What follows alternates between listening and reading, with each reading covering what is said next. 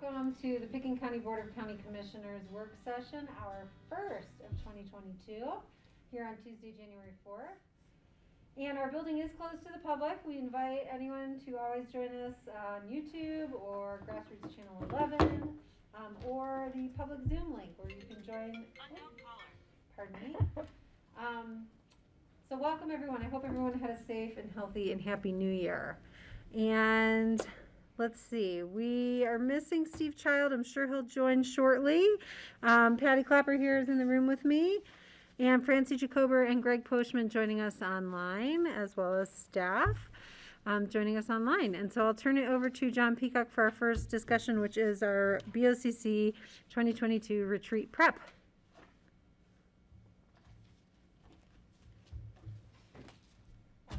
John, I can't hear you. I don't know if your computer audio is on because I do not see a unmute function. Oh, can any of you hear it? I can't hear you either. Hold on a second in the room. We can't hear you guys.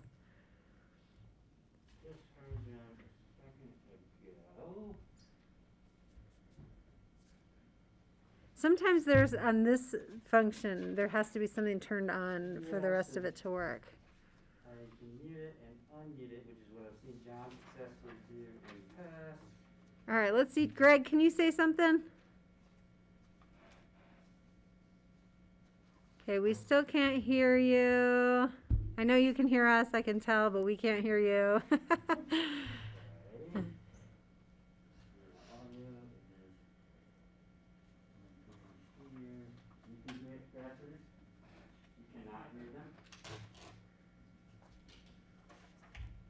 You want me to call Melissa? I will call her. Huh. All right, hang tight, folks. Sorry. Let's, yeah. Okay, let's just, Grassroots, we'll go to a brief 1 to 2 minute break while we sort this out. Sorry, everybody, we're starting late. I don't know what that is, recurring issue. We're going to have to get that figured out. It is, it's usually something right there.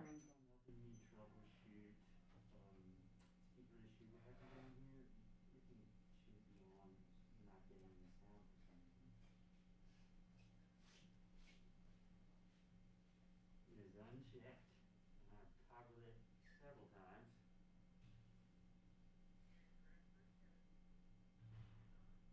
Grassroots says the speaker's on. The speaker was on, yeah. But he's not getting. I got audio from everybody else. Yeah, we're getting he's getting all the audio in here. We're just not hearing any of the Zoom participants.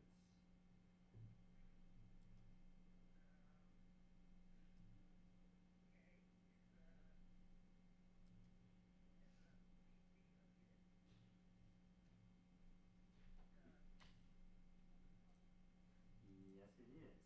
Thank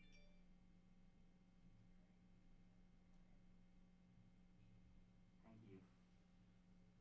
It's coming right back.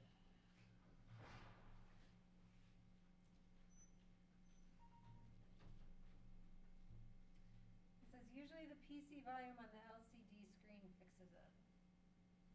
Not screen. Let's try something now. I don't know if they can hear me. Can you guys, if we're off air, they won't be able to hear me, right? Right. So this may have been on mute. Yeah, that's the whole problem. Okay, well then, totally my fault. Sorry.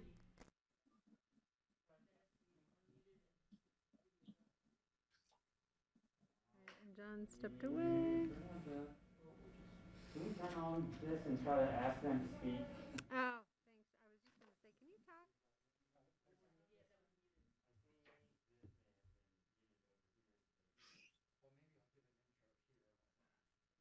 Can you hear me now, Kelly? No, it's working for us then. You can hear us. We can hear each other. Can you hear me?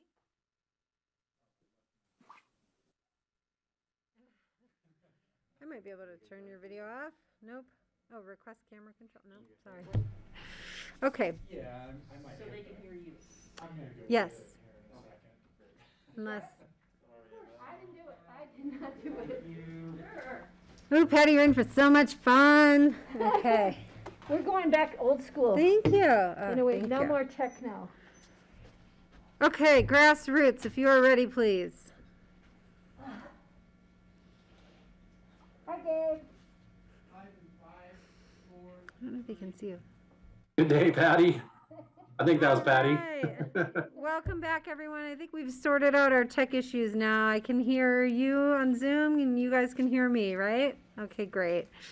All right, well, welcome everyone, and we're starting late on our BOCC 2022 retreat prep. So I'll turn it over to John Peacock, who ran down to help us troubleshoot and is here in the room now. All right, so you can ignore my empty tile up there. I'll fill it in a second, but this is really the first in a series of work sessions that we're doing in preparation for the board's 2022 retreat. This is information that we would either typically include in the retreat packet or try and cover during the retreat time. But this year, we're just trying to provide as much background information ahead of the retreat to leave as much time as possible for the board to discuss priorities and goals for the coming year or years.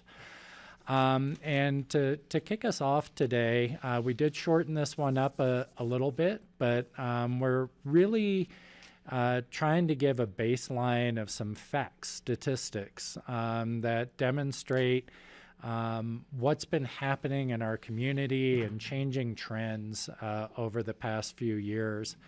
I think all of you are probably familiar with Gabe. At this point, Gabe has presented in several venues for us.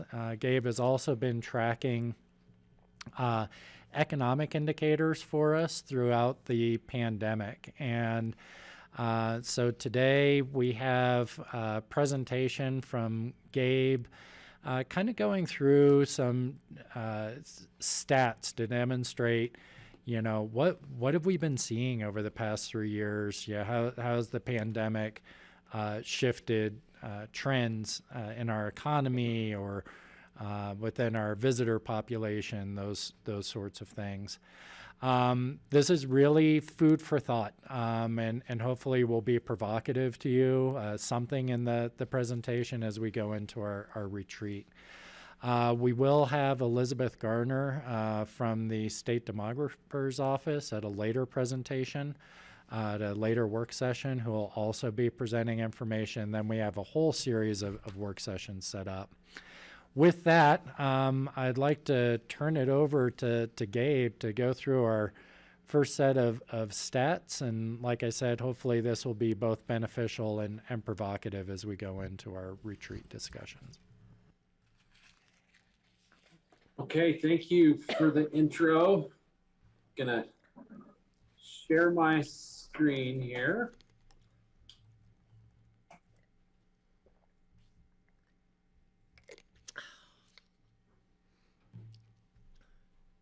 Okay, how are we looking? Look pretty good to everybody? Yeah, we can see it. Okay, can everyone hear me well? Yes, we can hear you. Okay, good. All right.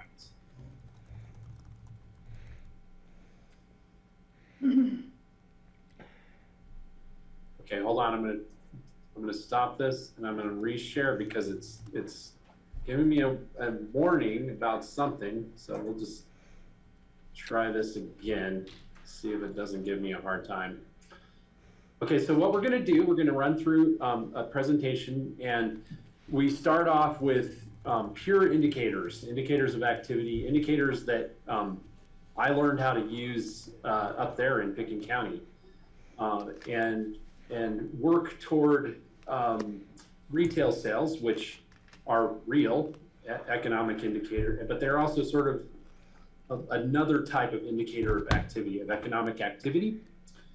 We'll take a look at some at real estate and construction, at real estate overall for the county, and then construction for unincorporated county. Some of the employment trends, that data's up within the second quarter of 2021.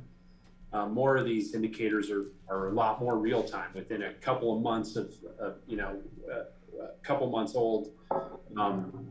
Employment and community, and then we'll close out with visitation which has some interesting trends that I think will help us with the discussion. Will kind of kick us off with the discussion. So that's the general flow. I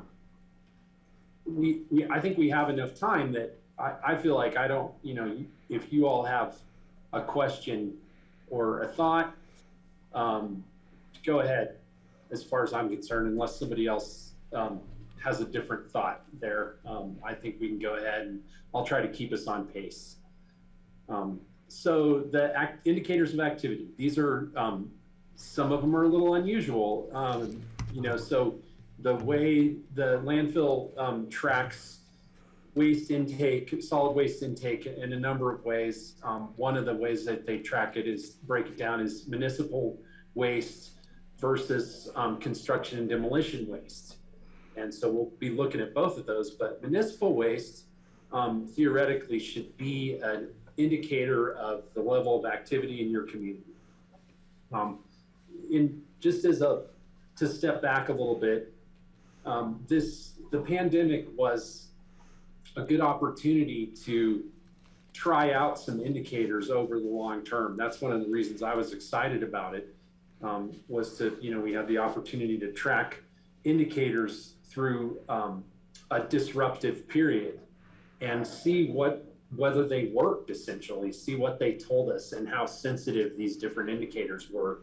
One of the, this is an indicator that we haven't used much in the past. Municipal solid waste, it's basically household and commercial trash. And it was down in 2020. You can see that when the pandemic hit, there was a sharp drop, an unusual sharp drop, and it was off for most of 2020. And then it came back up in 2021, starting in the summer when things got busier, and exceeded prior levels in a way that is not expected. It would be unexpected to see a peak like that in September, for example. And we know that that the falls have been unusually busy during the pandemic. So similarly, Holy Cross Electric was kind enough to share data through Cindy Hubin was able to get this data and forward it to us each month. And so most of these indicators that I'm showing you are updated monthly and posted on the website on the COVID page, Pickens County COVID page. And so they track electricity based on residential accounts and what they call general services accounts, which would be non-residential, so residential and not residential. And unlike the municipal solid waste, electricity has been up over 2019, which is kind of our baseline year for the entire pandemic. Mainly, not a lot, but definitely up. So in 2020, it was overall up 3%. And in 2021, as things continued to pick up, it's been up more like 6%. So that's, that tells us there's more activity in the residential sector. There's a number of interpretations to this. There's more people occupying residential structures. That may be one explanation. And then people having to work from home. That could also contribute to this as well. On the other hand, general services, which is non-residential, commercial, institutional, industrial, has mostly been down from 2019 levels, especially during 2020 when commercial activity was lower due to restrictions and concerns about infection, and has also continued to be a little bit down in 2021, but not much. I mean, -1% is pretty much back to normal as far as that goes. But definitely, I think that tells us general services electricity is a good indicator for commercial activity going forward, and to look for spikes and trends in that. wastewater influent is an indicator that Cindy Hubin taught me about back in 1998, that this is a good way to track activity. And now communities all over the state do this. Telluride, San Miguel is big on this. Wastewater has been down the entire time. It's been lower overall than 2019 throughout. More so in 2020 than during 2021. I don't exactly know why this is, but one plausible explanation is that there remains reduced activity in commercial development, in commercial buildings, and due to remote work and other sorts of things. If you review your Metcalf and Eddy wastewater charts, commercial non-residential wastewater, commercial and non-residential produce much higher volumes of wastewater than residential overall in the system. So that's what I would attribute that to. And here's just a monthly look at the same data. And we have been tracking that every month. Nate sends those numbers over for us. That's actually, all your partners and folks that send numbers to us have been really helpful and cooperative. And most of them are trained now. They just send it over, but none of them have really ever snapped at me or gotten irritated about it. So that's really good. Retail sales are, an indicator of activity, and a lot of the sectors that are visible, that kind of relate to visible activity in Pitkin County are taxable sales type activities. So this is a pretty good indicator for a resort community. Maybe not so much for like a financial district, but definitely a good indicator of activity for the resort sector. And it's just been up for almost the entire time. The sales tax for from April through October 2021 is up 52% compared to 2019. You had a month where the sales tax collection, single month sales tax collections for sales in July top 7 million. So this is kind of unheard of levels of sales tax. And Hey, Gabe, just a quick sure. question. Does this reflect at all the change from the use tax to sales tax? Is that reflected in this? Or could that be contributing to it? Well, I think we can maybe answer part of that with a further slide. So we are in the dark on a lot of the details of Pitkin County sales tax because it's collected by the state. However, the municipalities have lived by different rules, and so we can get more detail about them. Snowmass Village, same thing. I mean, they just have been knocking it out of the park up there with their retail sales and their taxable sales, which includes lodging and other things. City of Aspen was, during that same period, April through October 2021, was up 65% compared to 2019. So getting to the question about what is this related to, we can start to get at this, and I may have to defer the full detail on this to somebody that is more knowledgeable about the recent changes in sales tax, but this shows you, we just took a month slice in time from the City of Aspen sales tax collections. And this left-hand side shows you the percentage change in total collections by retail category for August 2021 versus the same month in 2019. So automobiles, for example, I think this hasn't changed in recent time, but automobiles, you're charged a sales tax at the time of registration. So there isn't much, there aren't a lot of auto dealers in Pickens County that I can recall. But people do buy cars and register them there in significant volumes, apparently up from what was happening in the same month during 2019. So with construction, I think that's where some of the rules have changed to some degree. And you don't have in Aspen, right? This is point of sale within city of Aspen, a whole lot of lumber and hardware sales, right? So this is more along the lines of sales from retailers that are located elsewhere, or wholesalers that are located elsewhere that are delivering to city of Aspen. So anybody, you know, if I'm off track here, anybody straighten me out, but that's my understanding of it.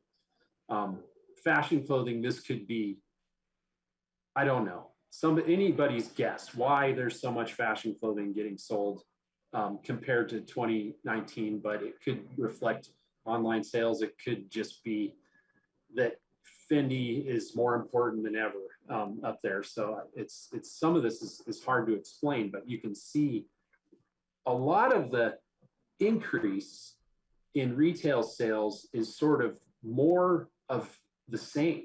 It's higher volumes of sales of the same thing that's kind of always going on. And even with the concerns around restaurants and bars, and at least in the media and that sort of thing, that's been growing as well. So a lot of this is sort of tourism economy, business as usual, but more of it. And then some of it, there's an explanation for it. I think it's interesting that automobiles are up so high.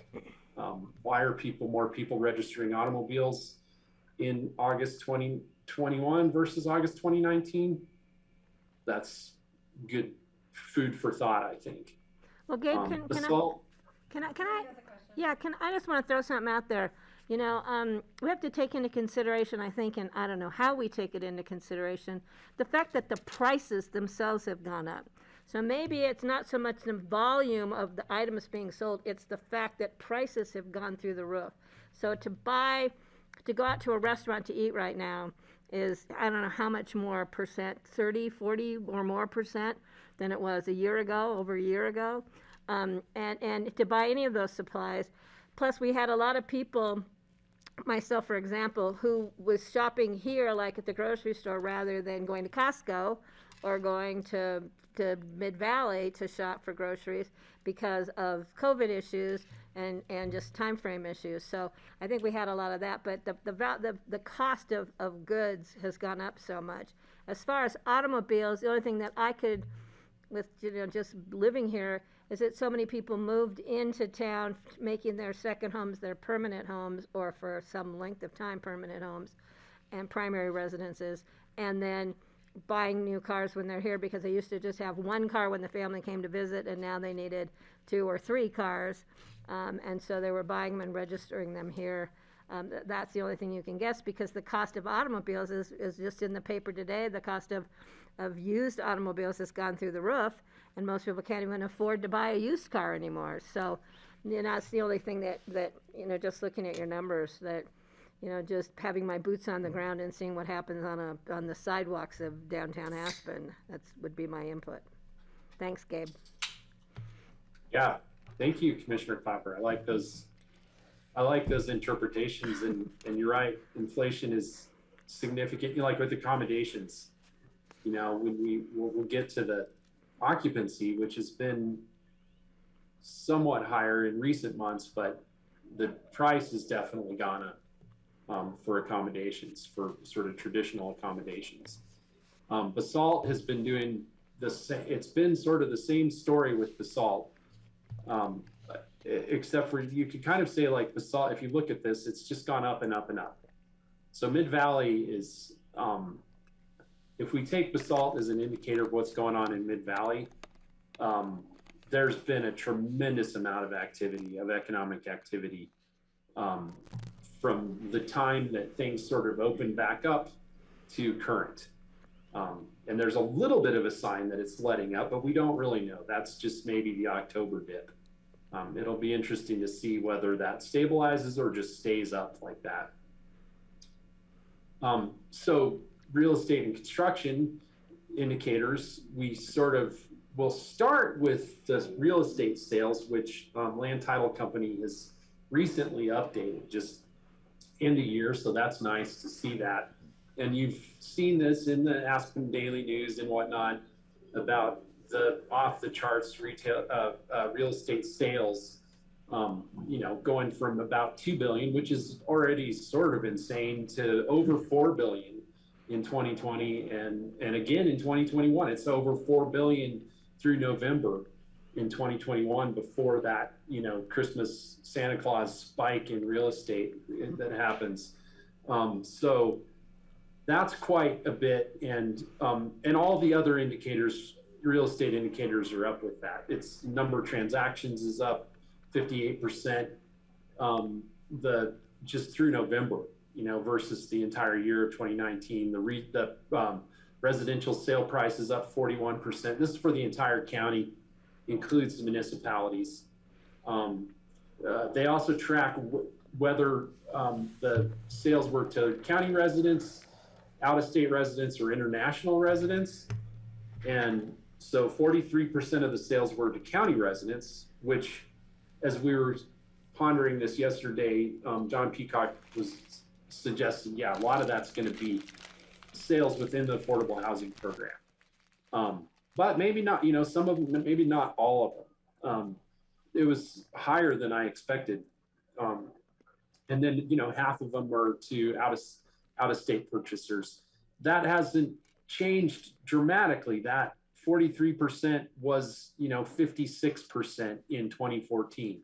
So that number has kind of steadily gone down, the percentage of sales to county residents, over the last handful, half dozen or so years.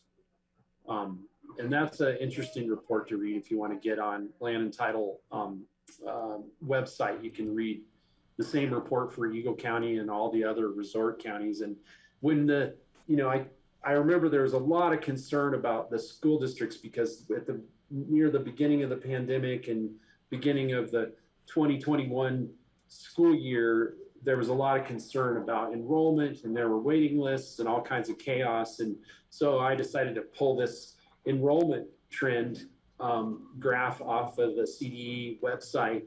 And the conclusion is your enrollment trends look like they do in any other school district in the state. This is what it looks like anywhere, where you've got sort of declining enrollment over the last half decade plus, and then a big drop off in 2020, 21, as a lot of students went remote, or who knows, day school. That happened in pretty much all the districts throughout the state. So for all the concern about the schools becoming flooded without, newcomers and that sort of thing, in the end, it didn't really play out that way. And as far as building permits, so this is only unincorporated. We just weren't able to coordinate all the building permit data for the municipalities. But essentially new construction permits have been down slightly.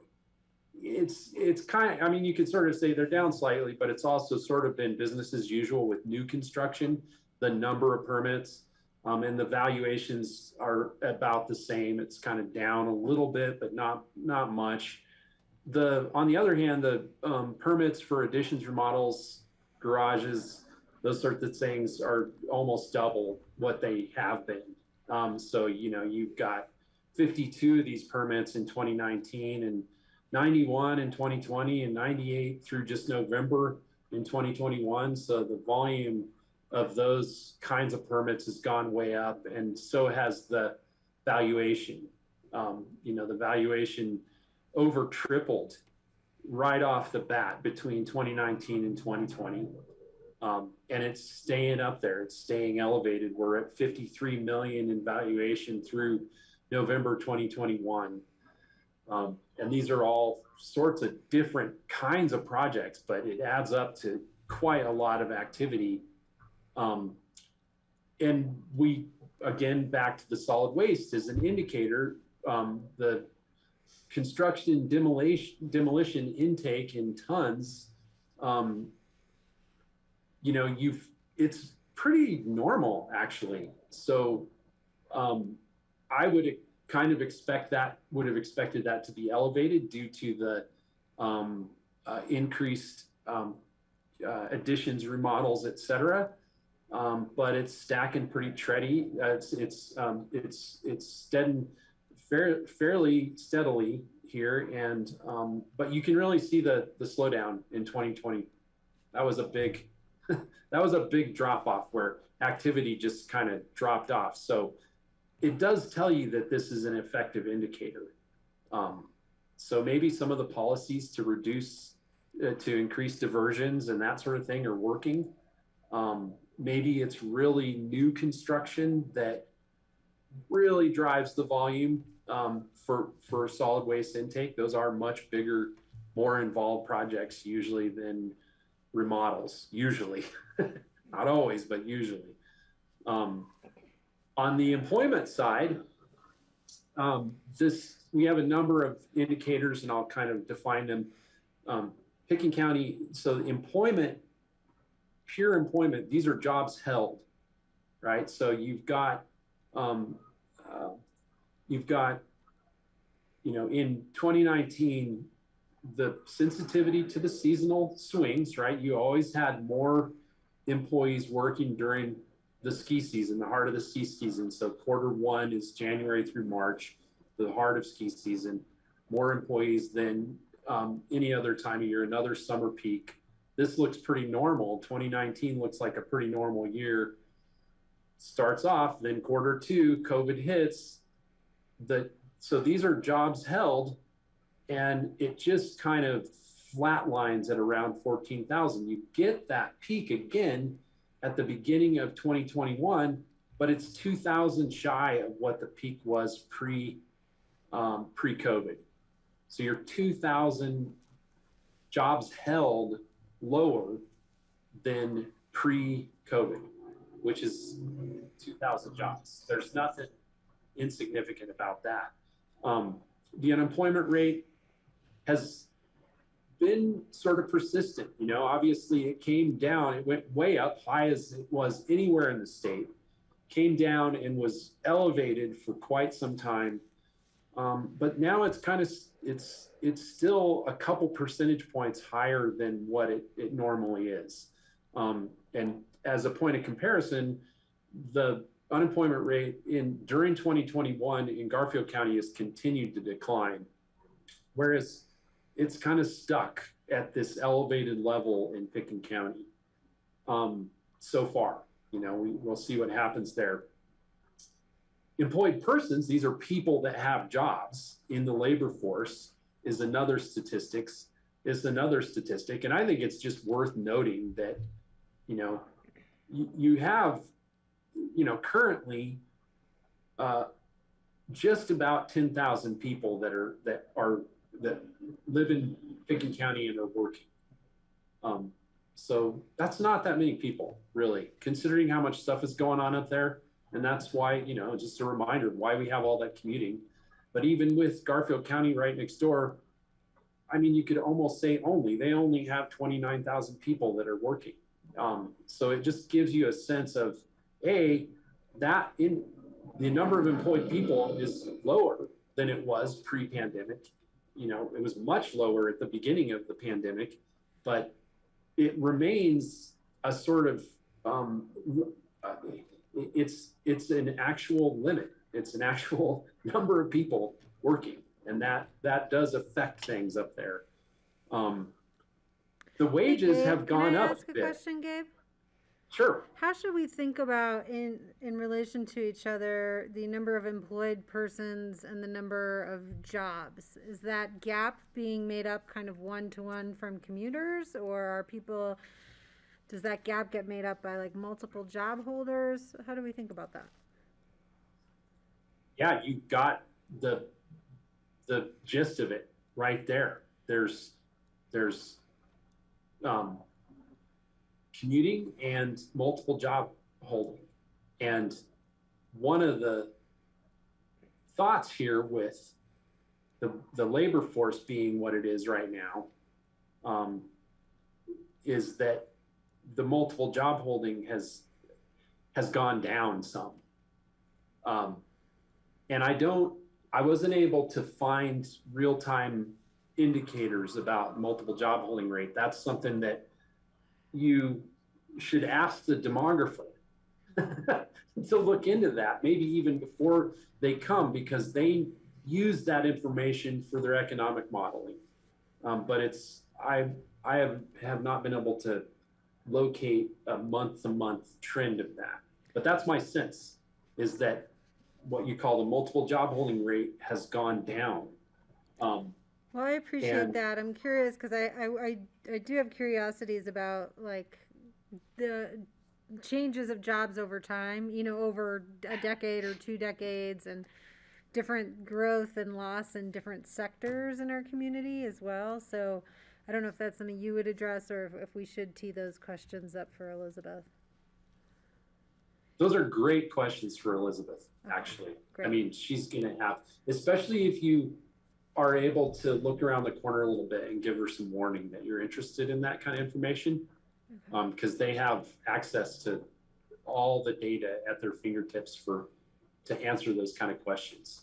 And if you're interested in the trajectory of specific sectors, call those out. Because you know how those charts look when you just put all the sectors on, you can't tell what's going on. So yeah, I kind of want to know, are we getting better quality or lesser quality jobs over time in our community? Yeah. Are they becoming less diverse, things like that? Well, this is interesting along those lines to some degree. Looking at average weekly wage, so I have the Q1 and Q2 labeled here because we have through Q2 2021 now. And you can see that the weekly wages, which is the metric in the data that we have available for this, have gone up. So, but this difference between first quarter and second quarter, I think, is telling, because it shows up in 2020 and it shows up it shows up consistently, right? Where the average weekly wage is lower during Q1 when you have the most consistent week to week tourism. It's not the busiest peak, but it's the longest peak, and kind of the most labor intensive. Ski season, super labor intensive. So the wage jumps during the off season, the average weekly wage. The number of jobs held goes down, the wage jumps. So these are your full-time, more of your full-time non-seasonal people, like people that work for the county. And these are your, all the sort of non-seasonal full-time people mixed in with the sort of intense ski season employment as well. So those wages, those second quarter wages are up 20%. They're up twice as much over 2019 as the first quarter wages are. So I think that tells us a little bit. It tells us that those more full-time jobs, the jobs that where the employers really need to keep people employed through that off season, they're having to increase those wages. They're having to pay more for those employees. It's been a more modest increase for the full mass of employment that occurs during that first quarter. And it'll be interesting to see what happens, you know, fourth quarter when we get 2021 data for fourth quarter as well, I think.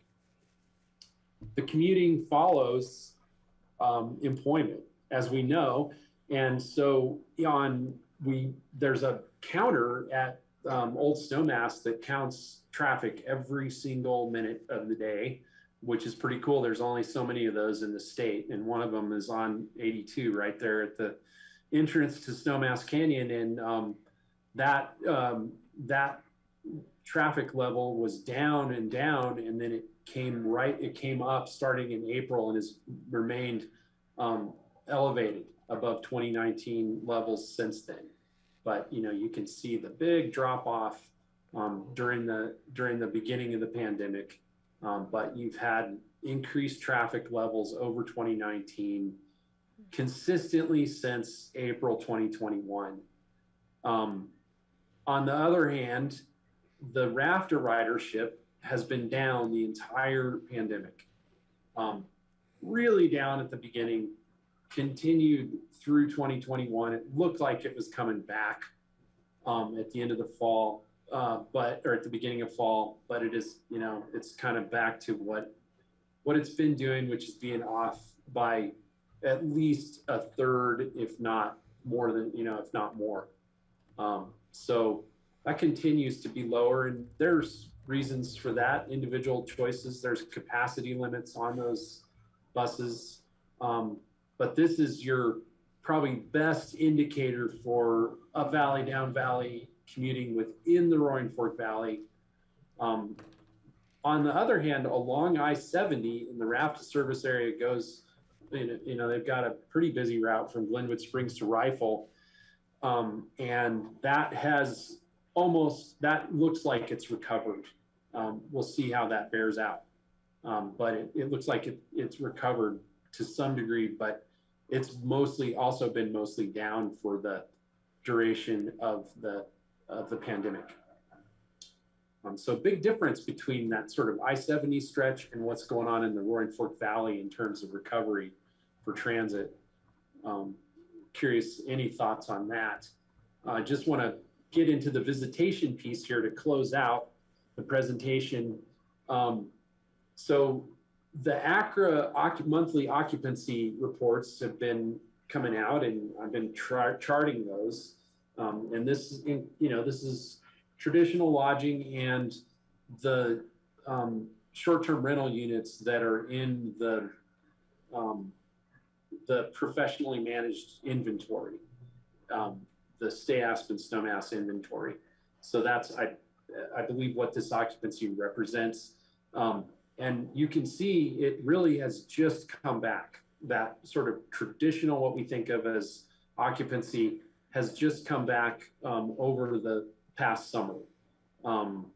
It was down throughout the entire pandemic. It came up, it spiked up in 2020 fall, and then sort of fell off as COVID got worse again. And last winter was pretty rough. 2021, that was probably one of the harder stretches in terms of the resort economy, I would say. People were hoping for recovery, and it just didn't really happen until summer.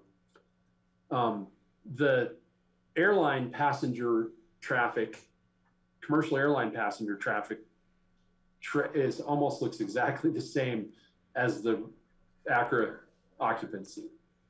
That's not causal. It just is. It shows you that these things are linked. If we just kind of switch back and forth, you can see that the trajectory is about the same. But your commercial passenger traffic recovered during the summer, and it seems to be on track with pre-pandemic levels. On the other hand, general aviation, which is private flights and chartered flights, that sort of thing, has been up the entire time throughout the whole pandemic, from the time that things sort of even moderately opened back up. That's been elevated. Since May 2020, it's been up 42% over 2019 levels in terms of just total numbers of flights. And I'm sure anything else, the parking and all that sort of thing, is the same story.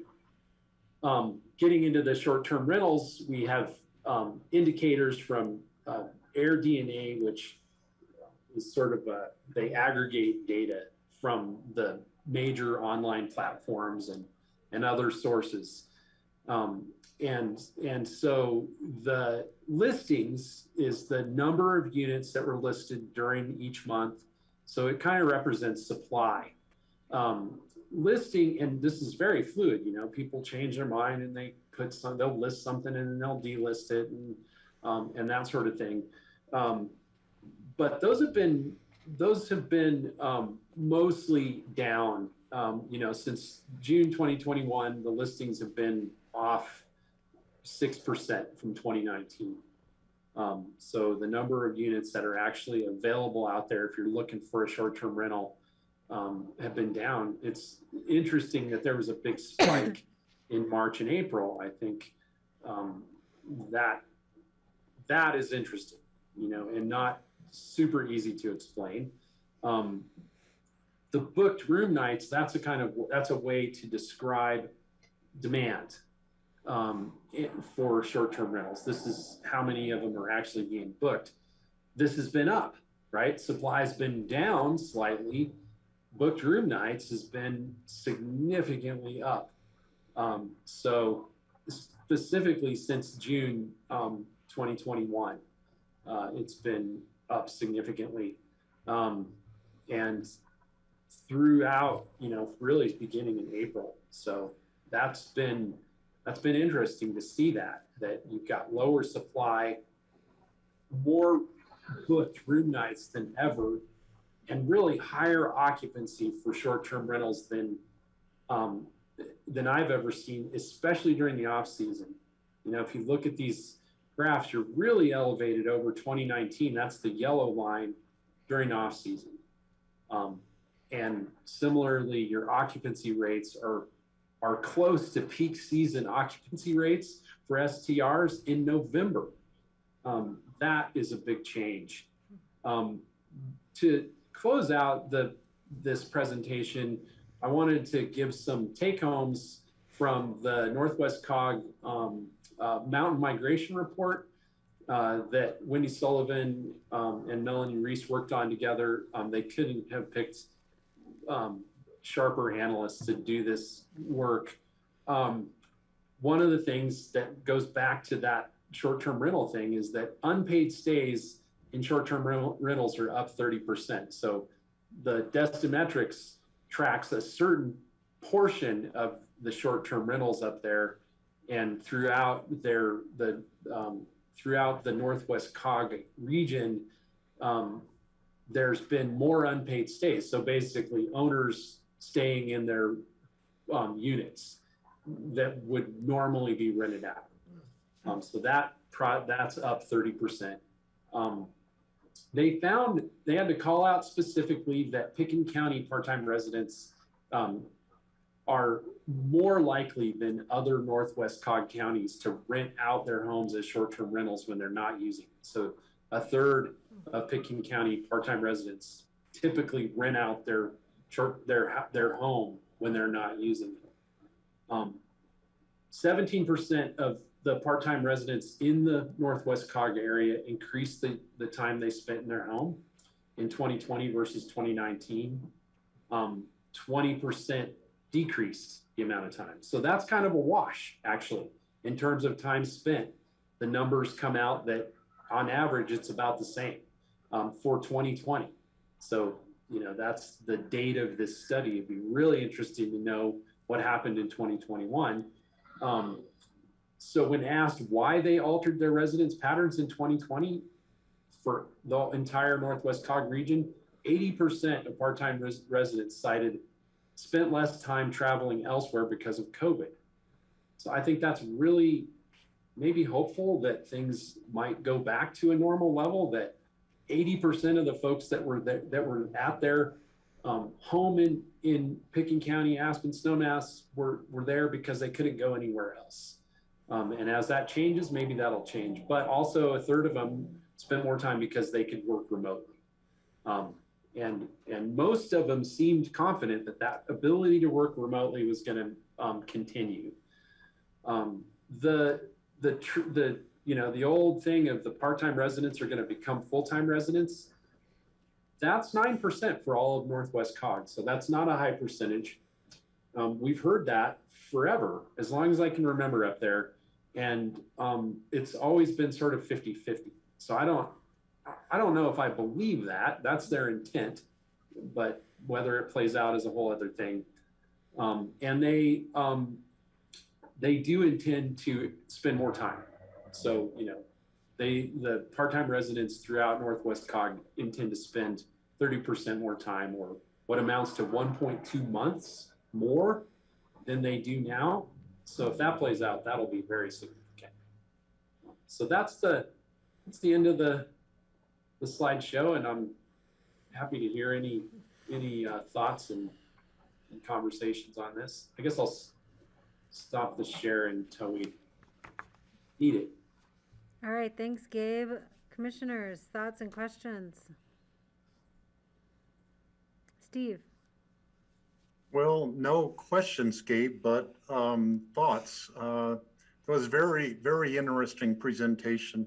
You really put numbers and graphs on what we are kind of observing in our own lives. And, you know, when not that I don't get into Aspen that much anymore, but when I do, you know, I see these trends that you have put a graph to. So it's interesting trying to figure out the cause of a lot of the things are probably driven more by the pandemic and people's reaction to that than anything else.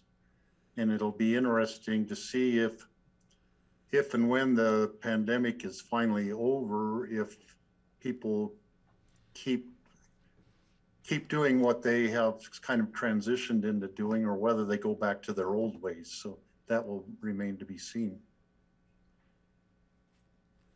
Yeah, I think that's it's an interesting way to think about it. Like, what of these trends are more sticky than the other ones? I wonder the same thing, you know, like that, the employment trends, the reduced, you know, sensitivity to peak season employment, that we're down 2,000 jobs over 2 years ago during peak season. Is that going to stick around? You know, because that's hard to it's hard to come up with 2,000 people. That's a lot of people to work, right? Are we just going to come up with 2,000 people again? I don't know. And it doesn't. That seems unlikely to change very quickly. Yeah, I'd be curious where those job losses were. And Patty, I'll go to you. I just have a comment, though. I think one of the sticky things I've noticed, Gabe, is your STR data, your short-term rental, because I actually went back and looked at data you provided to us that covered 2014 to 2017. And the number of listings is about the same. Like, that doesn't seem to have really changed fundamentally over from then until now. The bookings data was presented a little differently, so I can't necessarily compare, but I think the way you presented it in the past was there was about 1,700 kind of average short-term rental bookings in the county over time, rather than booking days. But that's super interesting for me. So thanks. And then I know, Patty, you had a question. Yeah, so Gabe, the workforce issues, have you been talking then with Jessica Braylon? Is it Braylon? With our workforce district that we have. She's out of Steamboat, but she covers Pitkin County. We work with her through Northwest Cog and through the Northwest Cog Economic Development District. She's also got some good data on our employment, unemployment, worker availability numbers. And I don't know if you've ever worked with her or contacted her. I've watched the presentation from her, I think last year at some point. But, so you would know where to find her if need be. Yeah, yes, okay. I would. Okay. And I think those resources are, if you've got her on, you know, on your contact list. Yeah, I'll get you that information. And the other thing I was going to ask was a broader based question, and maybe looking at John Peacock, who I'm assuming is here somewhere, how we're going to use Gabe's great information as part of our discussions for our retreat. So we need to John, that's a point that you and I may want to talk about at some later time, and maybe have, if need be, pick Gabe's brain a little more when we get to that point. Yeah, and I can't turn my camera back on for some reason, but yeah, and Patty, I should have mentioned this at the beginning, all of the presentations that you receive,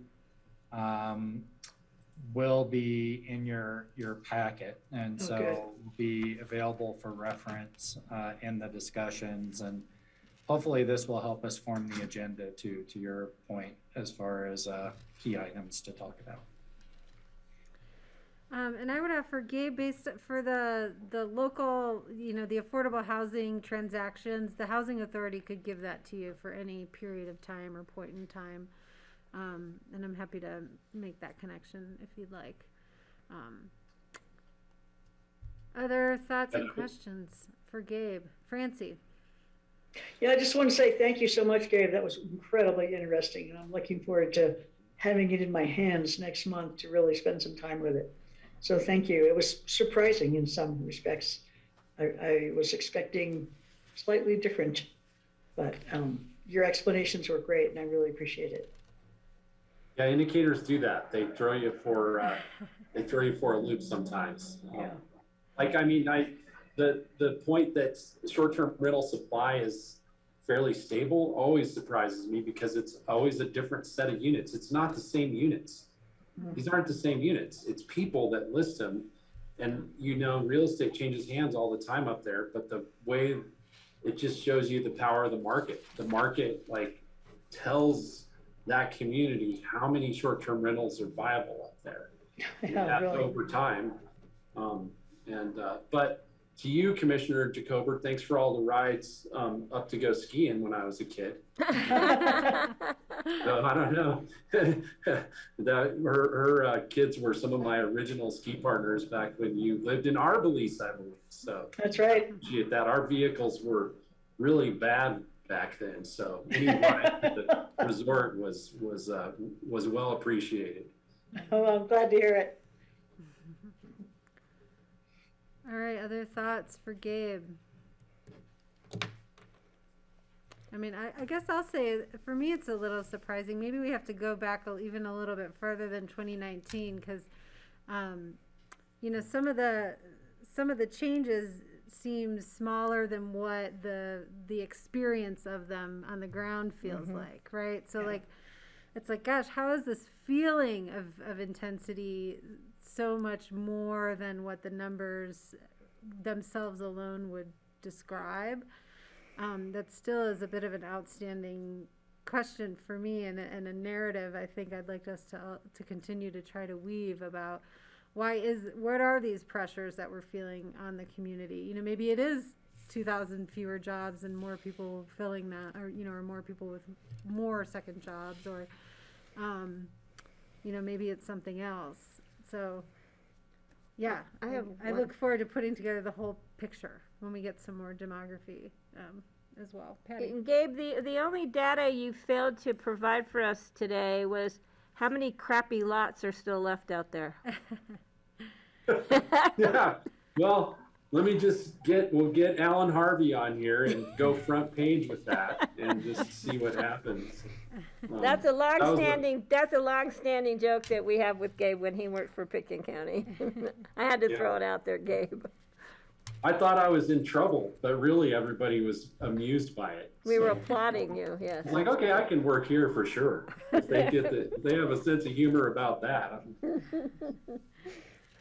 Thanks, Gabe. Good to see you. I don't see any further hands. So Gabe, yeah, thank you so much, and we really appreciate all your work and glad for your success. Yeah, thanks for having me. Always a pleasure. And Quick question. Is Gabe going to be at our retreat? Will you be coming to the retreat or not? This is a report we'll get in advance of the retreat. Yeah, the intent is to try and remove as many presentations from the retreat and maximize the time you all have to talk with each other. And so the idea is to do these ahead of time and then provide the materials in your retreat notebook for reference. Yeah. Got it. Okay. If I could make one thing that occurred to me is they often say that it might only take a 5% difference in change of volume of traffic, for instance, to make it feel like the road is open versus the road is gridlocked. And I'm just wondering if we're seeing effects like that, and how we're going to be able to interpret them, because as Kelly said, our perception is that it's just crazy here with STRs and many, many more people, yet the numbers aren't telling us exactly what we anticipated seeing. is that just a small percentage change is making that significant difference. And of course, the conversation I look forward to having is about, you know, how can we think about steady state rather than a growth oriented model, and what does that mean? You know, have we reached the optimal number of people and number of STRs and number of jobs in the community, or have we gone beyond that? And those are the sort of questions I'm probably going to have, and I'm just wondering, will we have the ability to really delve into that deeper if Gabe or anybody else isn't part of that?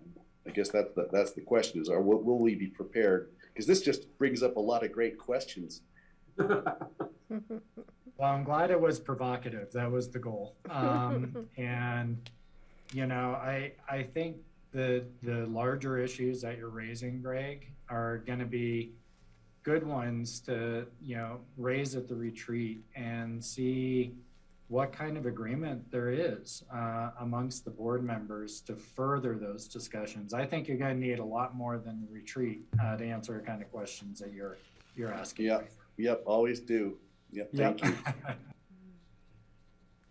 Yeah, I think that point that Kelly made about it's the combination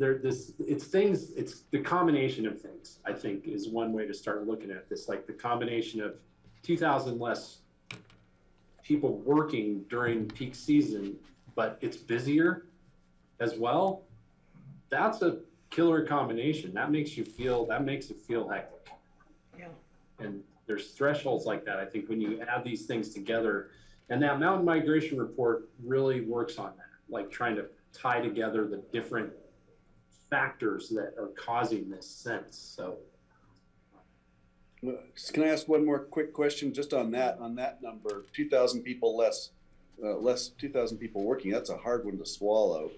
I'm just wondering, does remote working factor into that in some way I haven't contemplated yet? Are they still working, but they're just not commuting, for instance? I don't think so. I think the employment numbers are based on where the firm is located. So it would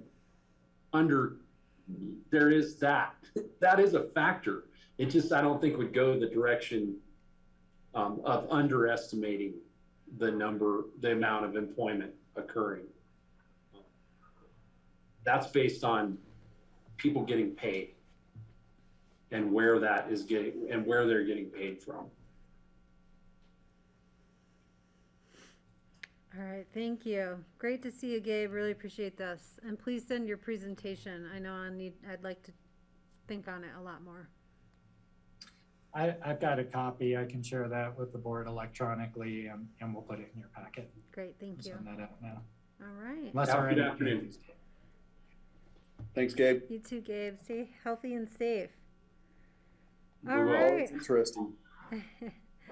Let's move on to our next item, an update from Clerk and Recorder, Janice Voss-Caudell.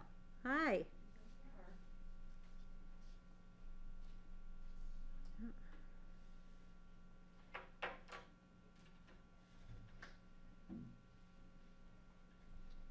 Oops, sorry, we lost Patty, so I don't know if you want to wait till she gets back. I'm sure she just ran to the restroom. So do I not see myself up there? Okay. You're kind of like cut off from the, but Okay. Grassroots could do the camera on Janice. Oh, I see. Be helpful. Okay. Yeah. Well, it looks like John is coming down. If you want to hold on for a sec. Okay. John's coming down? Looks like it. We see him on his We computer see wandering him walking down the stairs, computer in hand. John, you watching can't every run, you step. can't hide. I don't think he has camera permissions on his computer at the moment. All right. We'll just hold off. Did you have a good holiday? Had an awesome holiday. How about you? I was quarantined. Well, I was going to say I was safe, but I did quarantine, so. Yeah. Second time Which was a around. bummer. Timing. Yeah, Christmas Eve. Thanks for being here. Thanks for making it down the stairs. He made it down the stairs with computer in hand and mask on, and I'm impressed. All right. Okay, so I'll introduce myself. Hi. I'm the Janice Voss Caudill, the Picken County Clerk and Recorder, and I'm here to give you an update. And I think today you received a letter from me, and how I'd like to proceed with the next half hour or less, whatever you choose to do, is I'd like to review with the community the letter I forwarded to you. And then I'll turn it over to John and Melissa Knight's on the recording with us as well. Hi, Melissa. So the next half an hour, what I would like to do is announce my retirement as Picken County Clerk and Recorder. And I would like to express to the community and share with them the letter I wrote to the Board of County Commissioners, if that's all right with you. Okay? I'm getting head shaking. Yes. I want to express to the community how much of a privilege it has been for the last 16 to serve them as county clerk, to lead the department with a purpose and vision of strengthening the organization, implementing best practices, enhancing technology, using appropriate legislation, and the focus being on delivering excellence in service for our community. Over my tenure, we've strived to improve service for our community by continuous process improvement. And that we've done through building partnerships with the community, with vendors, with interest groups, with other fellow county employees. And in our departments, in the clerk's office, we implemented checks and balances, being astute to liability, not only for the organization, but for the entire county. And examples of what we've done over the course of time is in the motor vehicle division. Shelley Popish is with me here today.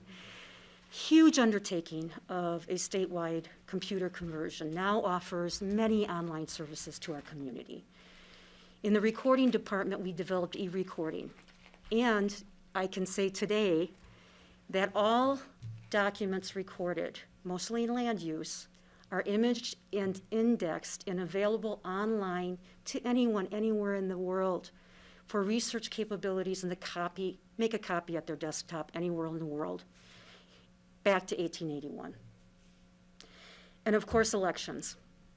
Elections, since 2008, we've provided online registration and updates to your record for our constituents.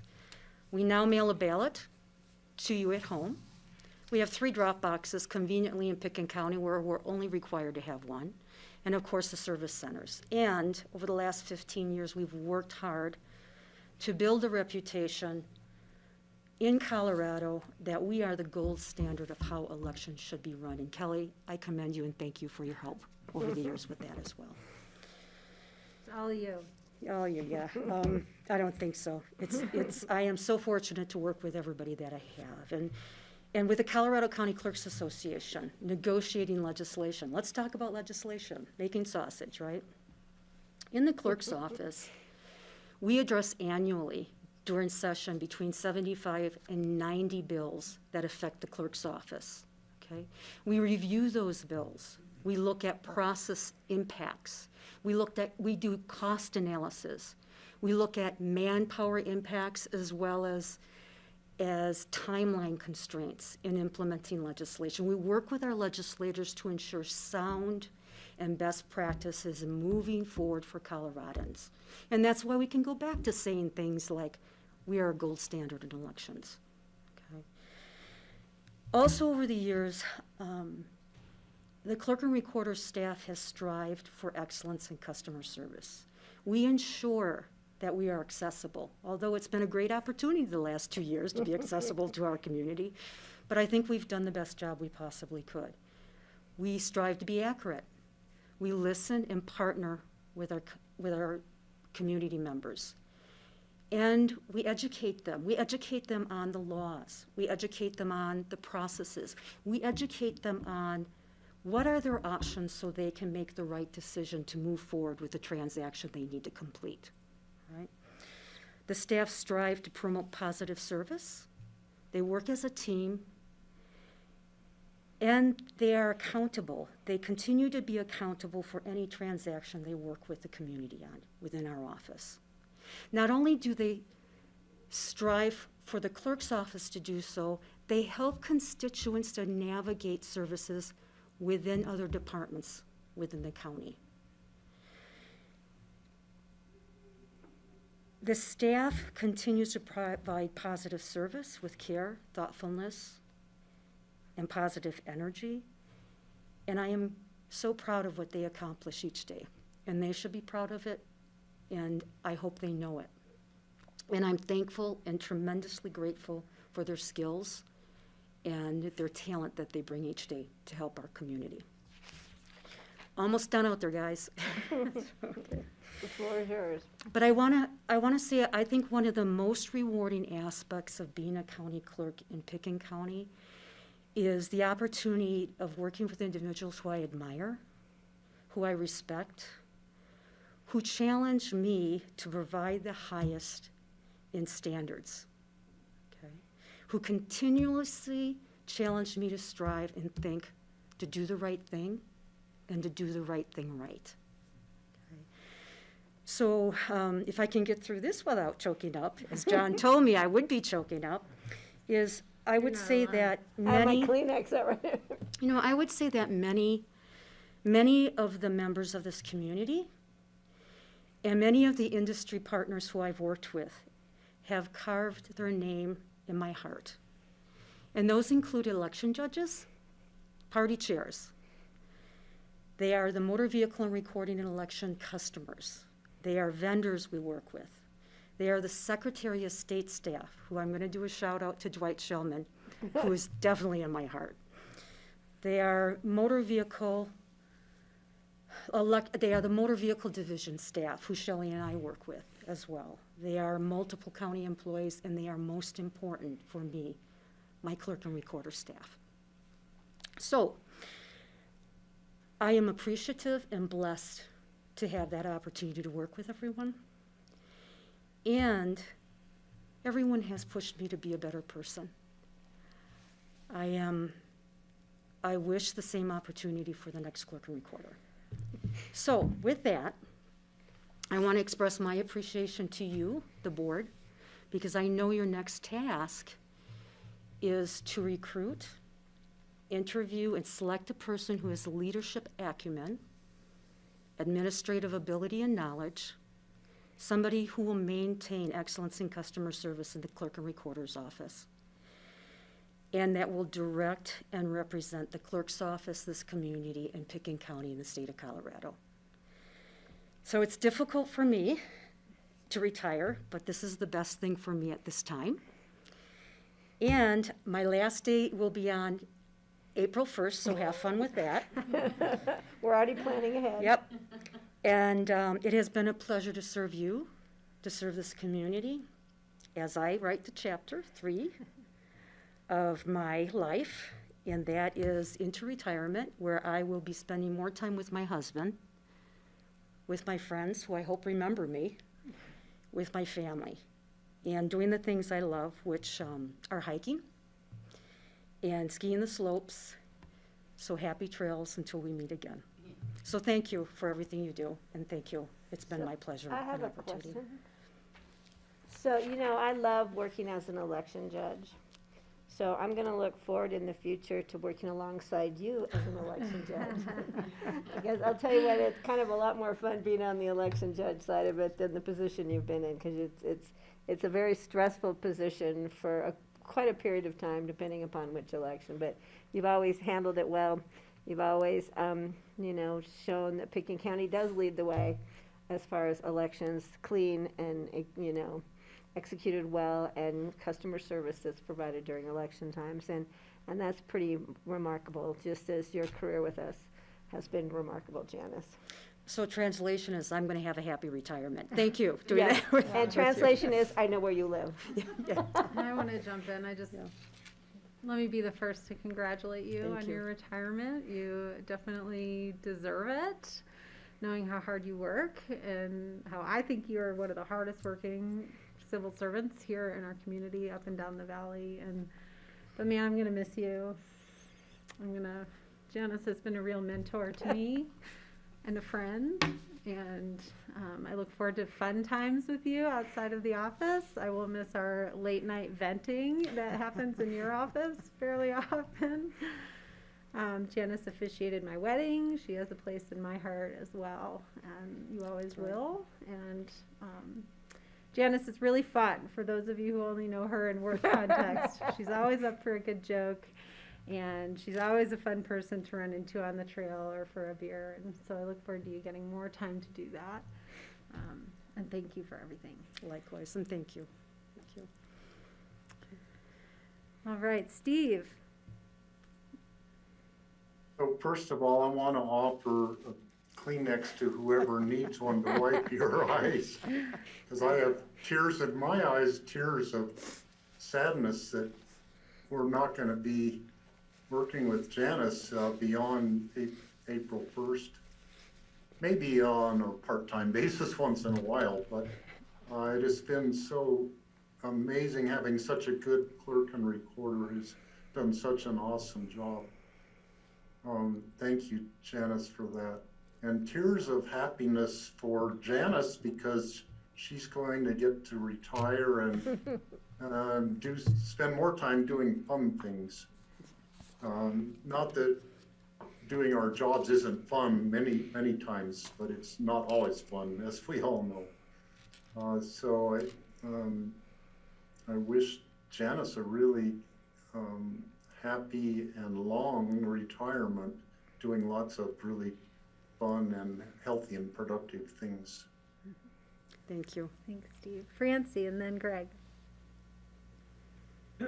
And I would like to say thank you to Janice for getting me through an election during COVID where everything was online, except for the first time when I went in to sign up. I actually got to meet her in person, sat down with her, and she was incredibly helpful. But then all those months and all those letters, Janice, oh my God, all the work you had to go through to check all of that. And that was hell on wheels. And I really, really appreciate your help with that. So thank you so much, and best of luck to you. You're welcome. Details are us. Greg. I'll just echo what everyone else said here, Janice. The thing that the most remarkable thing when I think about working with you is the transparency and the ease, and I'm going to say for me in particular, because you've made everything go so smoothly so long, and I'm sure there was complete chaos, as Kelly would know, and late night, sessions. But the fact is, you've made this election program you made the clerk's office work so well over the 5 years that I've been here, that honestly, it's like, I just wave hi to you, and as I walk by your window. And think, oh yeah, she's on top of it. It's all together here. You've made it so easy, and we have such great confidence in you.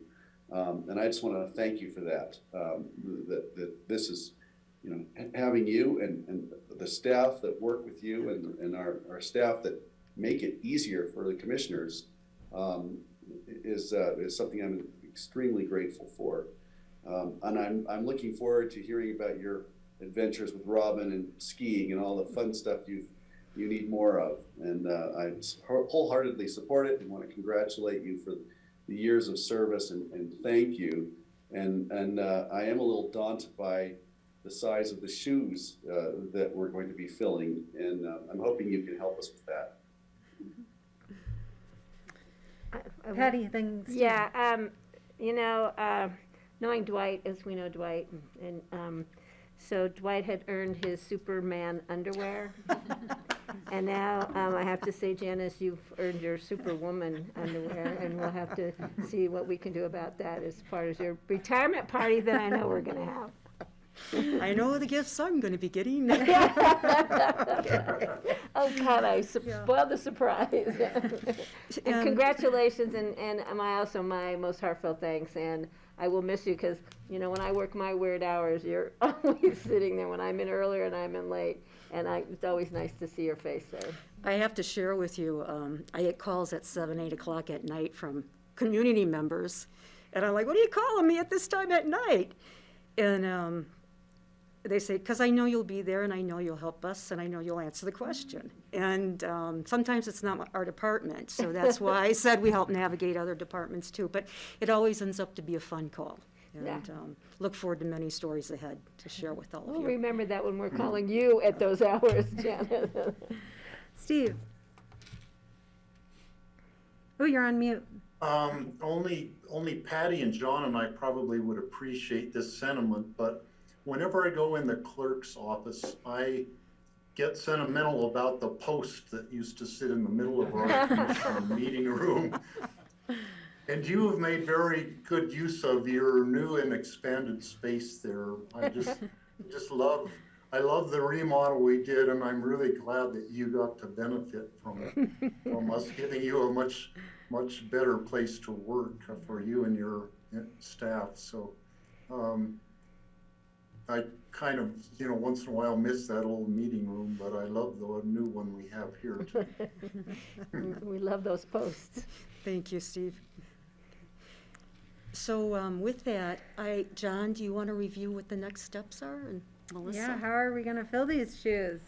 Well, we have a recommendation for process, but I think as everyone has already said today, these are gonna be really.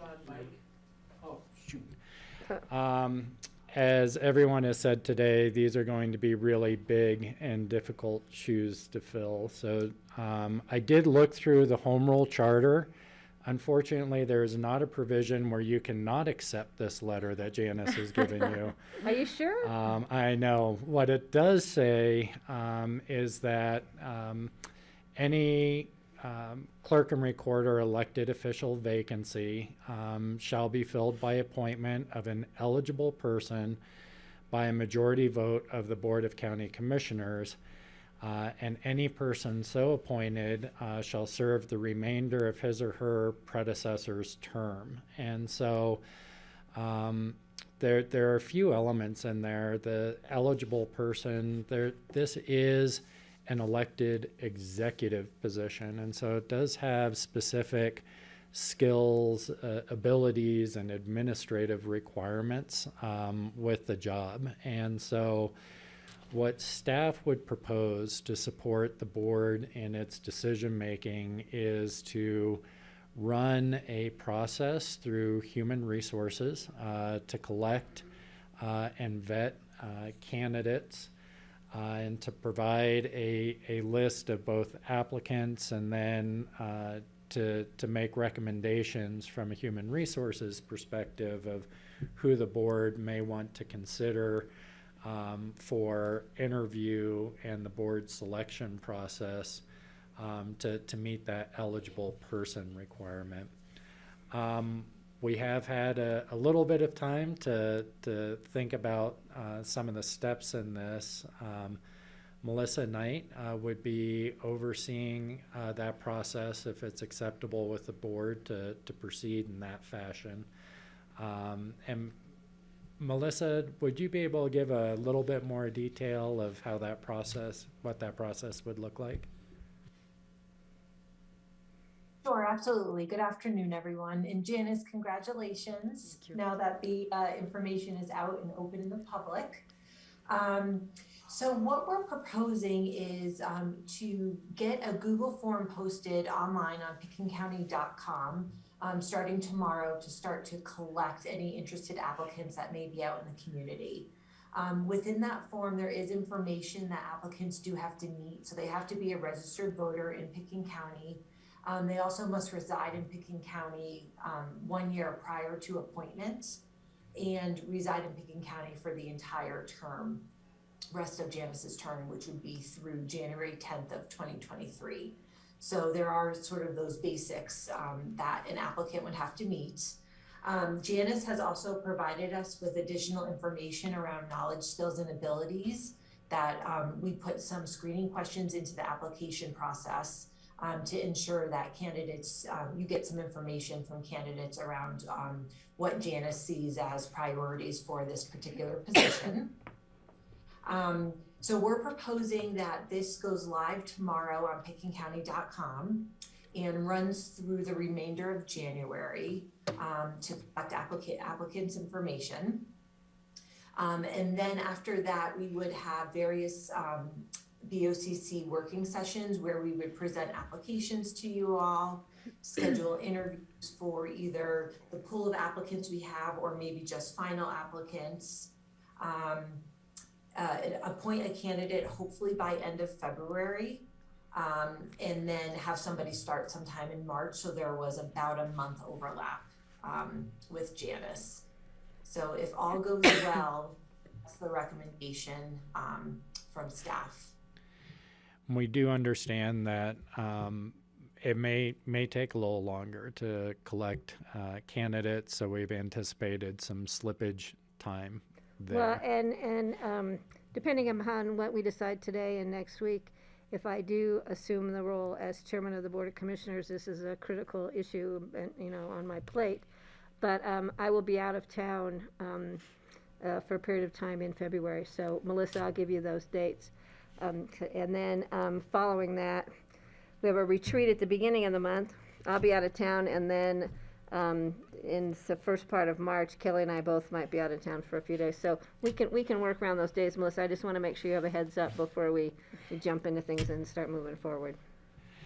Thank you. The other transition item that I think is important for the board and public to be aware of is we are having conversations with Janice about contracting with her for a little bit longer period of time after her official retirement to be able to provide technical support to whomever's coming in, particularly around elections issues. We don't have details of how that's going to work yet, but the idea is to have some ongoing transition support. So if we push back a little farther against that deadline, I don't think Janice is negotiating on the April 1st date at this point, or We want to make 7th, sure she but gets those ski days in, and you're not leaving until exactly. the season's almost done. So we're going to have to work something out there. Francie? So we can't have anybody from out of the county apply for this job. Is that what I understand? That's correct. Oh, boy. They need to be a county resident for 1 year prior to applying, just as you would need to be if you were running for the office.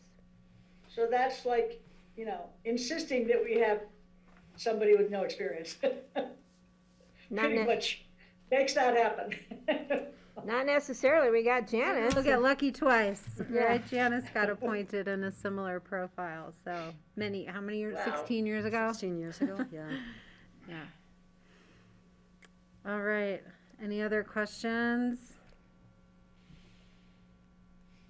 All right, well, Janice, I'm gonna give you a hug. Well, I think we've got, Joey, are you coming to say anything? For? Got nothing to say.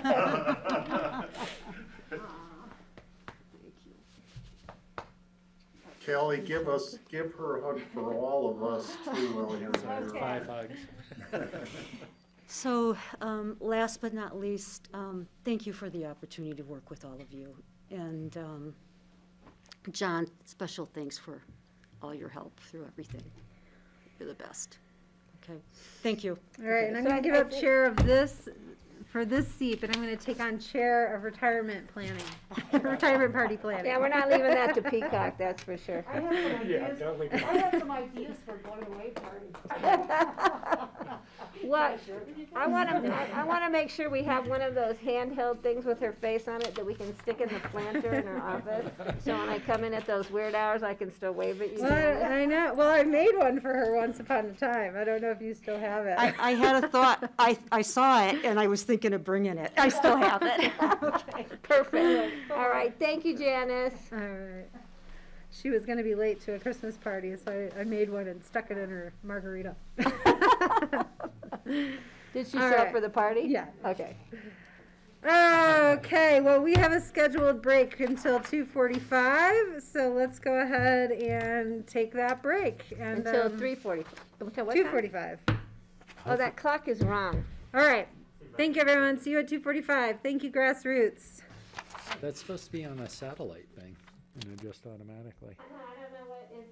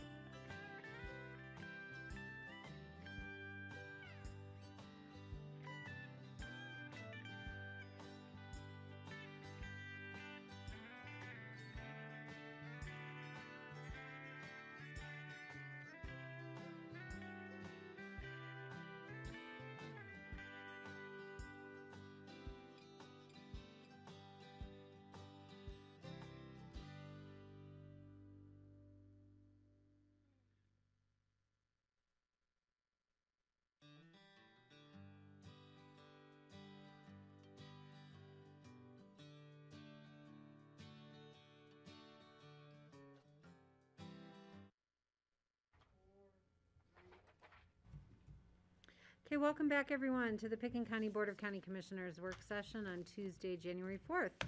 We took a short break and now we are back to resume our work session agenda, and we will hear from Dan Bartholomew, our airport director, on FAA COVID grants.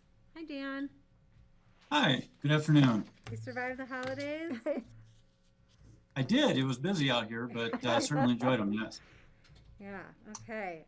Well, I'll be curious to hear of any new challenges here in your first holiday season from, we can do that over a beer someday. Hopefully nothing new. But so on last July 16th, the airport applied for an additional grant through the American Rescue Plan Act, or ARPA. We've already received one ARPA grant this year. Last month, we brought this to you for your signature. This is an additional one slated completely towards concession relief at the airport. Subsequently, we were awarded this grant on December 13th of this year, and we'll be bringing this grant to you at the January 12th board meeting, and then subsequently on the 26th for your signature on that grant. The grant total is $263,985, and this is to be applied towards eligible in-terminal concessions. So it's very specific for rent and minimum annual guarantee relief from the airport. It's being distributed on a proportional basis based on the income or gross revenues of each concessionaire over a period of time. And it's only for, as far as an eligible concessionaire goes, it must be a concessionaire who has an agreement with the airport after March 11th of 2021 and has not received any type of assistance in a recovered loan to help them out with their rent or their minimum annual guarantees to the airport. That being said, we will be distributing these funds on a proportional basis. We have 4 years from the signing of the agreement to do so. And we have to have this signed no later than January 31st of this year. So that's why we're bringing it to you at this time. We don't anticipate any significant budgetary impacts on behalf of the airport or the county on this. There's perhaps some minor administrative costs to administer this. Unfortunately, as with previous grants, this one does not allow the airport or the airport sponsor to charge up to 2% on this grant back for administrative costs. All costs must go to the concessionaires in this case. But like I said, we anticipate those to be minor at best. So that being said, that is the ARPA grant that we're bringing forward to you at the next the 12th and the 26th. Okay, did you have a question? Yeah, what was the amount again, Dan? Sure, $263,985. Thank you very much, and thank you for bringing this forward to us. Sure. All right, other questions for Dan on this? All right, seems par for the course, and I hope, yeah, I don't know, I guess if do the concessionaires have to show any income loss over the period of time? No, they don't need to necessarily show any income loss. This is it's one of those grants where it just kind of gets distributed out. All they have to do is certify that they have not received any other kind of reimbursement or covered loan for their losses, if any, and the money is theirs on a proportional basis. Okay, all right, thank you. Questions for Dan? All right, sounds good. Thank you, sir. We'll see you on the 12th. Okay, sure. Thank you. All right, so let's move on for our preparation for our joint meeting on January 18th with the City of Aspen. John. Yeah, thanks, Kelly. And I know we had talked about several topics. Kelly and I had an opportunity to meet with Mayor Tory and Sarah Ott to kind of narrow down the topics and talk a little bit about future meetings. And maybe, Kelly, I'll let you talk a little bit about that conversation if you're up for that. But really, for the meeting, we landed on 2 topics to spend time on. The first is as both bodies are considering short-term rentals. Of course, the city, as you know, has passed a moratorium in order to provide room for them to consider further short-term rental regulations. This board has had first reading, and we'll have second reading of a short-term rental licensing and regulation resolution on the 26th of this month.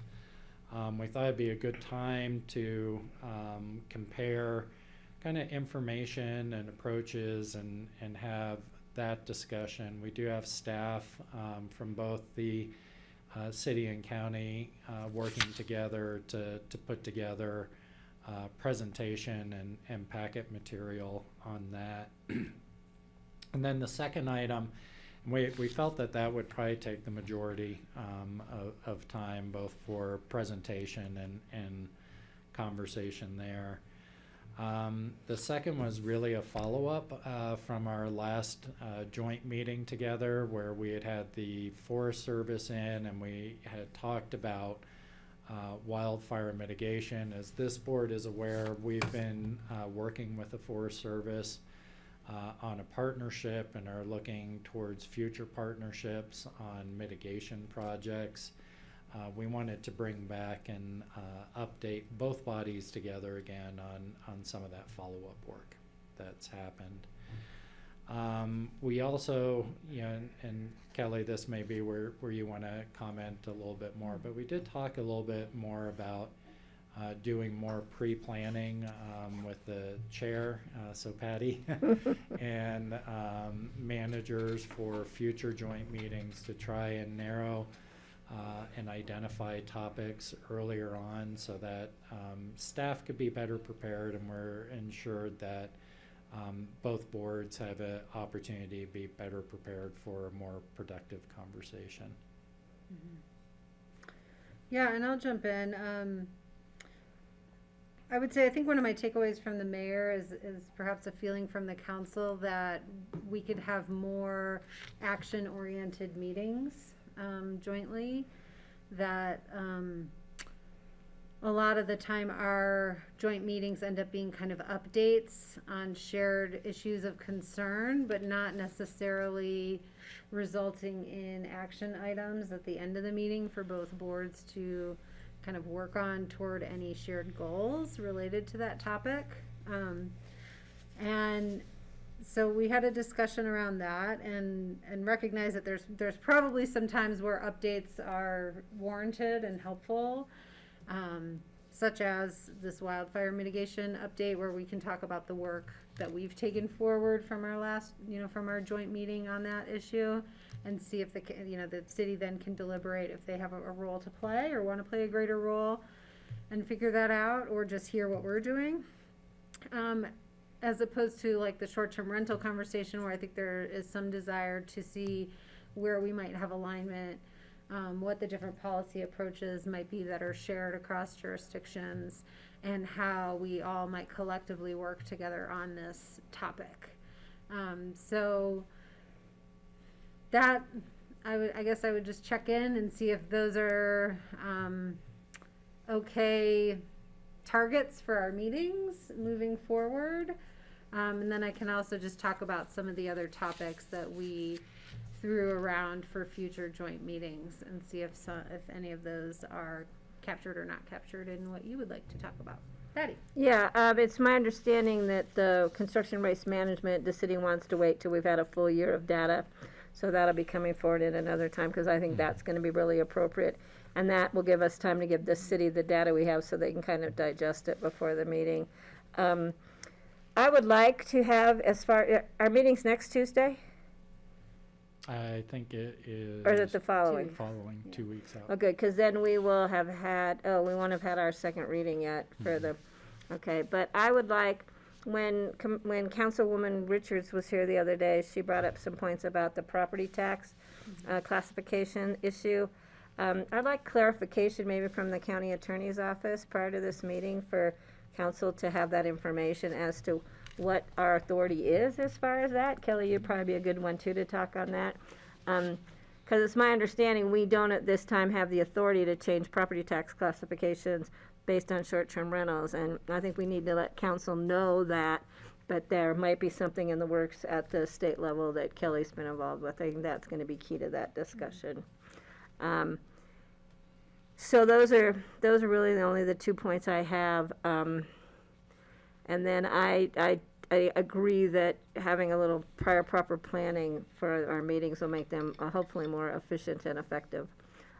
I would love to leave every meeting with clear direction to staff, but we know that sometimes it takes a couple meetings of discussion to figure out where we're going to go. But it'd be nice to go in there with a little bit of information under our belt so we can maybe come closer to providing direction at the end of a meeting.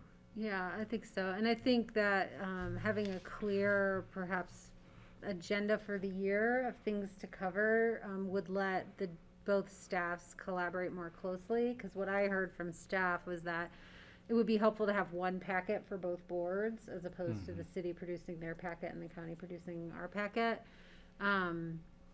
So they need that lead time, I think, to really hone in on what the issues are and be able to write a packet and provide some recommendations to us. Not that they might not change over the year, but it's a good direction to start out on. That's right. So these topics, short-term rental, wildfire mitigation, additional topics had to do with the construction, demolition, or generally waste diversion, I should say, because I don't think that just, it's broader than just C&D. I think composting and things like that are also on the table. Water, conversations about water planning were brought up. Conversations about county, any sort of funding mechanisms for housing and childcare, if we need to, have those conversations collaboratively with the city. What else? Entrance, regional housing, traffic? A conversation about, a broader regional housing discussion, and if the city and the county were to participate in that and play a role jointly or separately, are there some issues that we need to kind of hammer out? And so one of the things that came to mind for me is something Patty's always brought up is, will it be a deal breaker if the deed restrictions are not to a certain level that we might demand or expect? Those kind of conversations I think would be very helpful, because we could decide as the county to participate in a regional effort and the city may opt out, but given that we have a joint interest through APSHA in housing solutions, kind of hammering out that conversation together in a joint session before going broadly regionally. So those were a couple of the topics that had been batted around between Tori and I, and if there's others, Patty's here taking notes on the future list for next year. It's all stuck in my brain. What about the entrance? Did that come up? Because you know that Commissioner Richards will want to bring that up and have a discussion with the county. Sure. On the entrance to Aspen? I just don't know if the EOTC is the better forum for that, but I think that might be a good place to start. Steve. Well, I think always climate change issues to me are the most important. And in this one, the wildfire mitigation is kind of an offshoot of that. But I think the efforts that we have been making in the renewable energy area, and most recently with the microgrid study for the airport area. But the city's also been doing an awful lot of different things. And the more we can cooperate with them and keep each other informed and try to include each other in projects, I think the better off we will be. We can accomplish more together. So I think our microgrid study kind of stands alone without having the city be part of it, but I think keeping them informed on that, and I am assuming that our microgrid project is going to be a overwhelming success somewhere down the road once we get all the pieces put together. But the city should be doing a similar kind of a project for the city of Aspen within city limits also, and that probably would be in cooperation with the county. Maybe it would revolve around the Galena Plaza campus of public buildings might be a place we could start on that. Being, essential public services with the sheriff and the jail and the library and city and county offices. And also around the hospital area, I think would be another place that a microgrid there should be looked at, with the schools and the rec center and the water plant and all of the hospital and our health and human services functions all there could be another microgrid area. So those are things I could see us cooperating with the city going further down the road, but maybe if we just keep them informed on what we're doing now as a start for that, and then we could expand that into bigger areas further down the road. Cool, Steve. Thank you. Francie. I'd love to, at some point, start a conversation. I don't know if this is the right meeting, maybe a different one, or reopen a conversation about the city taking the county's TDRs and some kind of something around that before too many more years go by. Okay.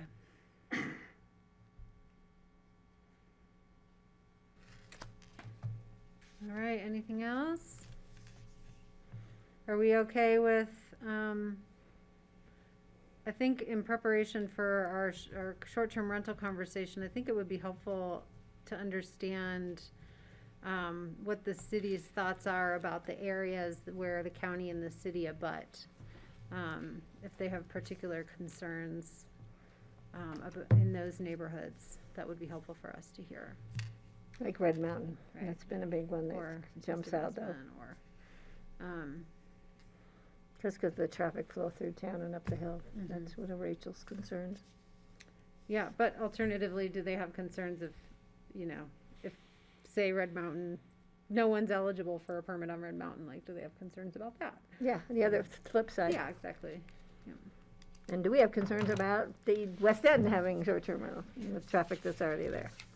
And vice versa. Any other thoughts, Greg? Yeah, just asking about the wildfire mitigation. Is this just going to be an update on the activities we have with the Forest Service, in the outlying areas at Hunter Creek and backside of Red Mountain? That's really what that's about. Yeah. Will there be any discussion about the wildfire mitigation within the city and within the urban areas? I think to me that's the elephant in the room, and I appreciate all the work they're doing up in Hunter Creek and elsewhere, but the wind doesn't really blow. The wind kind of blows. That's not my biggest fear isn't a fire coming from Hunter Creek down here, but it certainly would be on Red Mountain itself, or in Brush Creek, or in some of these other urban areas which are quite overgrown. And I'm hoping the conversation at least touches on that, because an update from the Forest Service on the Hunter Creek activity or what's happening in Lanedo, or to me it's great and has to be done, but that's not getting the job done. So I'm hoping there's some broader scope to it than just that. Well, Greg, our intent was to update on the specific steps that we've taken since the last meeting. I think if the bodies want to talk about alternatives, but right now we don't have any other programming, or we're not resourced for any other programming, so we wouldn't have a staff update on that at least. Got it. Is the Aspen Fire District and Allie Hager going to be participating in that at all? I think she's kind of the new element. Yeah, we could certainly let them know. Again, we are more following up on the specific steps that have taken place since we had the last joint meeting, which has really been the conversation with the Forest Service and the contracting. We, in fact, just signed a contract for the crystal mitigation today. Got it. Yeah. But Okay, well, I think there's room for more. Thanks. Yeah, that can lead to further conversation, but staff probably won't be bringing that to the table at this point. Yeah, I mean, I guess I would say it would be helpful to hear, based on our efforts to like bring these projects to fruition, what some of the gaps or limitations are in doing more, which I think we have a sense of. Right, and it'd be good to hear, have the city hear that. Like in trying to put these together, this is why these were selected and not others, and these are other actions we're taking to help further future projects, but if they want to take future action, there's opportunities there as well. If that works. Okay. Okay. Let's move on. We're moving ahead here.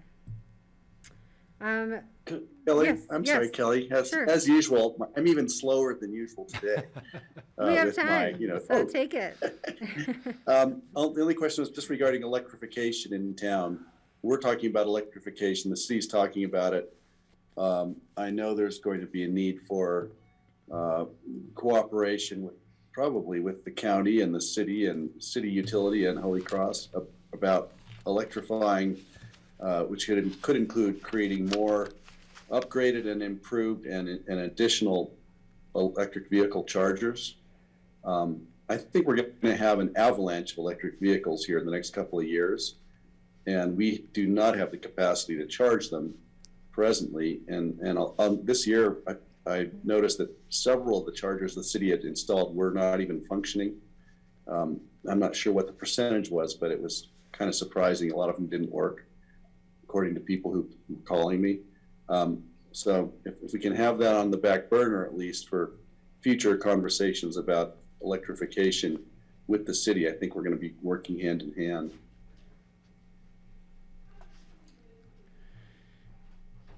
Yeah, and I would just note, Greg, that may become ripe as we understand the details of the infrastructure bill a little bit more, because I do think there's going to be some opportunities that may come up for both entities there. Well, and I think we could combine that with like a report out from them, because they have put together a whole electric vehicle plan, like infrastructure plan, and we've brought it up at the EOTC, but maybe it's that's either a venue or a joint meeting as a venue to sort of hear what their work is and how we can relate that to the county.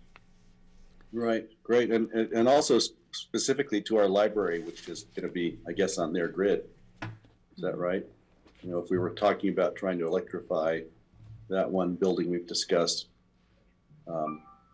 that's going to be maybe the city will be participating in that. I don't know. I don't know enough about that, but just wanted to put a flag on it. Okay, cool.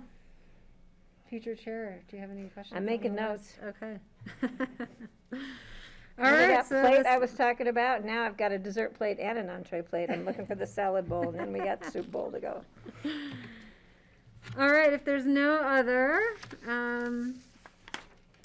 let's go ahead and talk about new appointments for 2022. Hi, Charlotte.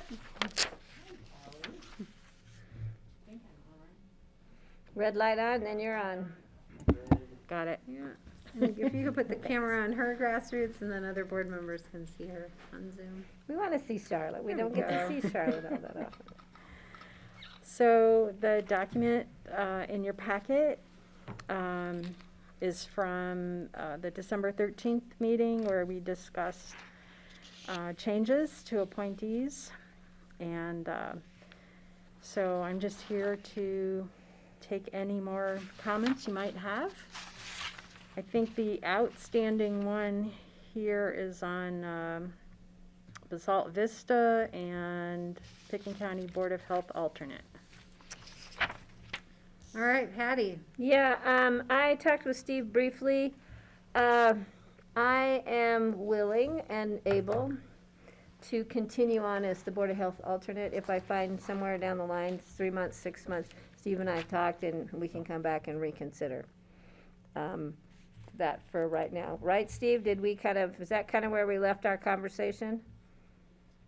Yeah, and that would be okay with me, Patty. It depends on your workload as chairman. I think that's the reason you were thinking of not being on the Board of Health this year. And also you're getting out of the Basalt Vista thing, so that's going to give you a huge amount of time. Well, and speaking of that, Francie, have you been contacted by the people at Basalt Vista?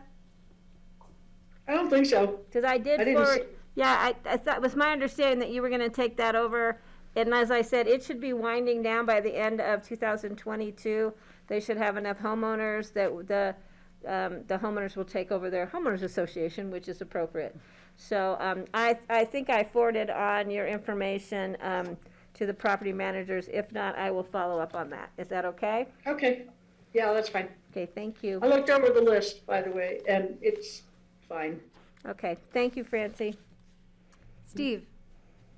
The one other thing that I noticed that didn't get recorded was on CCI, on the Ag, Wildlife, Rural Affairs Committee. We had decided Francie would be the main one and me the alternate. There wasn't a line drawn through Right. like on the other ones. I just wanted to make sure we had that correct. And Steve, oh, sorry. I'm Go ahead, sorry. Charlotte. Sorry about that. I will make that correction. And Steve, I was thinking if it would be helpful or work for you that maybe I could, it's up to you, I'll leave it to you, but I could be the point on Health and Human Services, Justice and Public Safety, and Taxation and Finance. Well, the thought crossed my mind, you might want to do that, Kelly, but then I was going to leave that kind of call up to you since you're so involved in CCAT and whether you wanted to be the main, the main voting person on some CCI ones would be okay with me. That way we'd really have it split up about 3 ways equally. Yeah, I'm fine to do that, and we'll just, continue to coordinate as a duo when those steering committees meet. Yeah, which we always do anyhow. Yeah. So could you, Health and Human Services? Yeah, Justice and Public Safety. And I just figured that, given the jail coordinating committee, the Criminal Justice Coordinating Committee work I'm doing for us. And the that it would help. taxation one especially too. And then the taxation one? Yeah. Because that is a natural one with your position with the state to be, you're our resident expert on taxation issues now. Well, and Dick Elsner is the chair of that, and he and I are getting pretty close, so. Okay. So did you want to do transportation, communication, and legislative, or leave those with Steve? I'll leave those with Steve. Okay.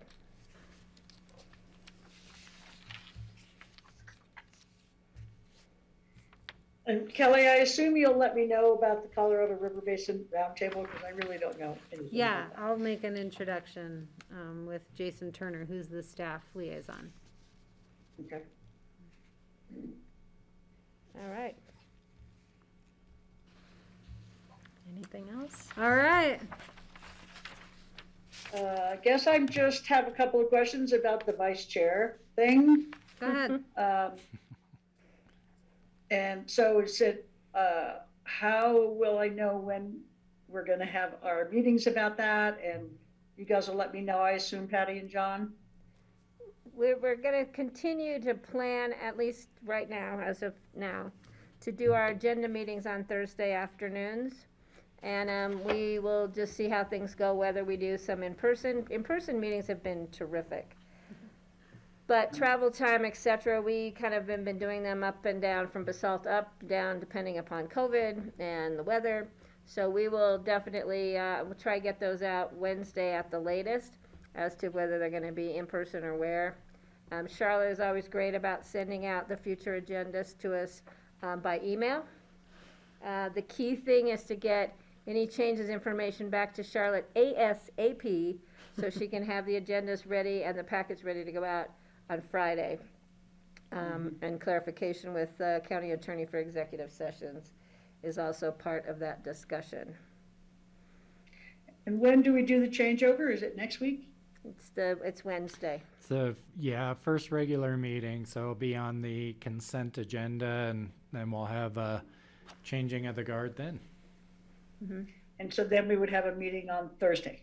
Right. Okay.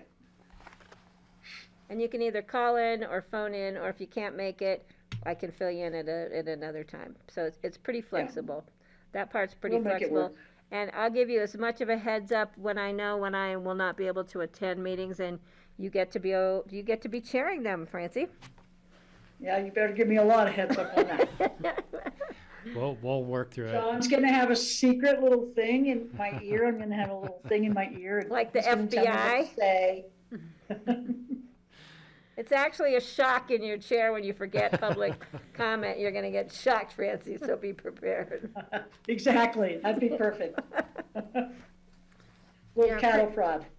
Francie, you'll do great. I hope you go to those Thursday meetings, because I find the informal I will. chat with staff to be incredibly valuable. I've learned a lot about how government works. I'll and- definitely go to those meetings, no And question about it. they're kind of fun. Of course, they're the same day as the wolf Yeah. meetings, but. Yeah. I'm gonna miss going to them because we have so much fun. Okay, All right. that I'll good? prepare a Steve? Resolution for Wednesday. Thank you. One thought, just, this is kind of gonna be a year of transition, at least starting next fall. For me, because the SAPCA committee is being sunsetted next fall. So we're gonna have a busy year until next fall, and then it will be transitioning into probably a new organization combining, I mean, it depends on pending state legislation, but we think it will morph into a combination of the Colorado Council on Aging and the SAPCA committee sort of merging into one new thing, which they will want local public elected officials as part of that. But I'm at this point not planning on going forward after SAPCA has disbanded. So starting in the fall, then that's going to free me up quite a bit on my workload on extra meetings, right, the way it is now.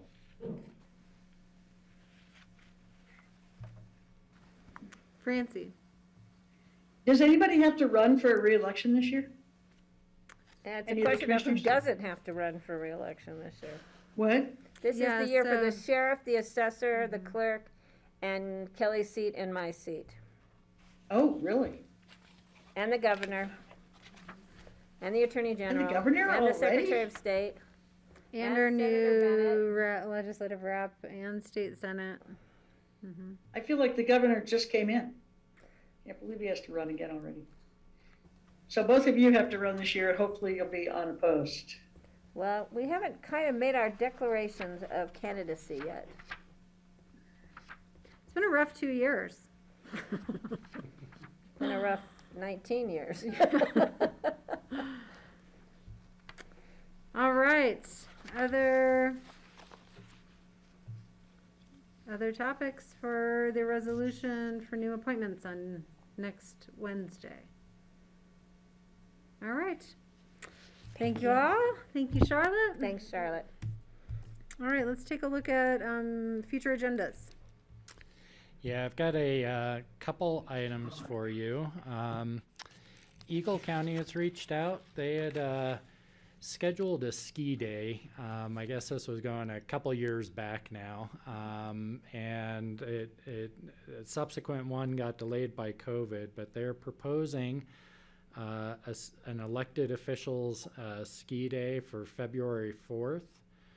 with the town of Basalt, Eagle, Pitkin, and Snowmass Village. Greg, I know you're lobbying for Aspen. I think because of the varying levels and additional terrain, they'd still like to do it at Snowmass again. But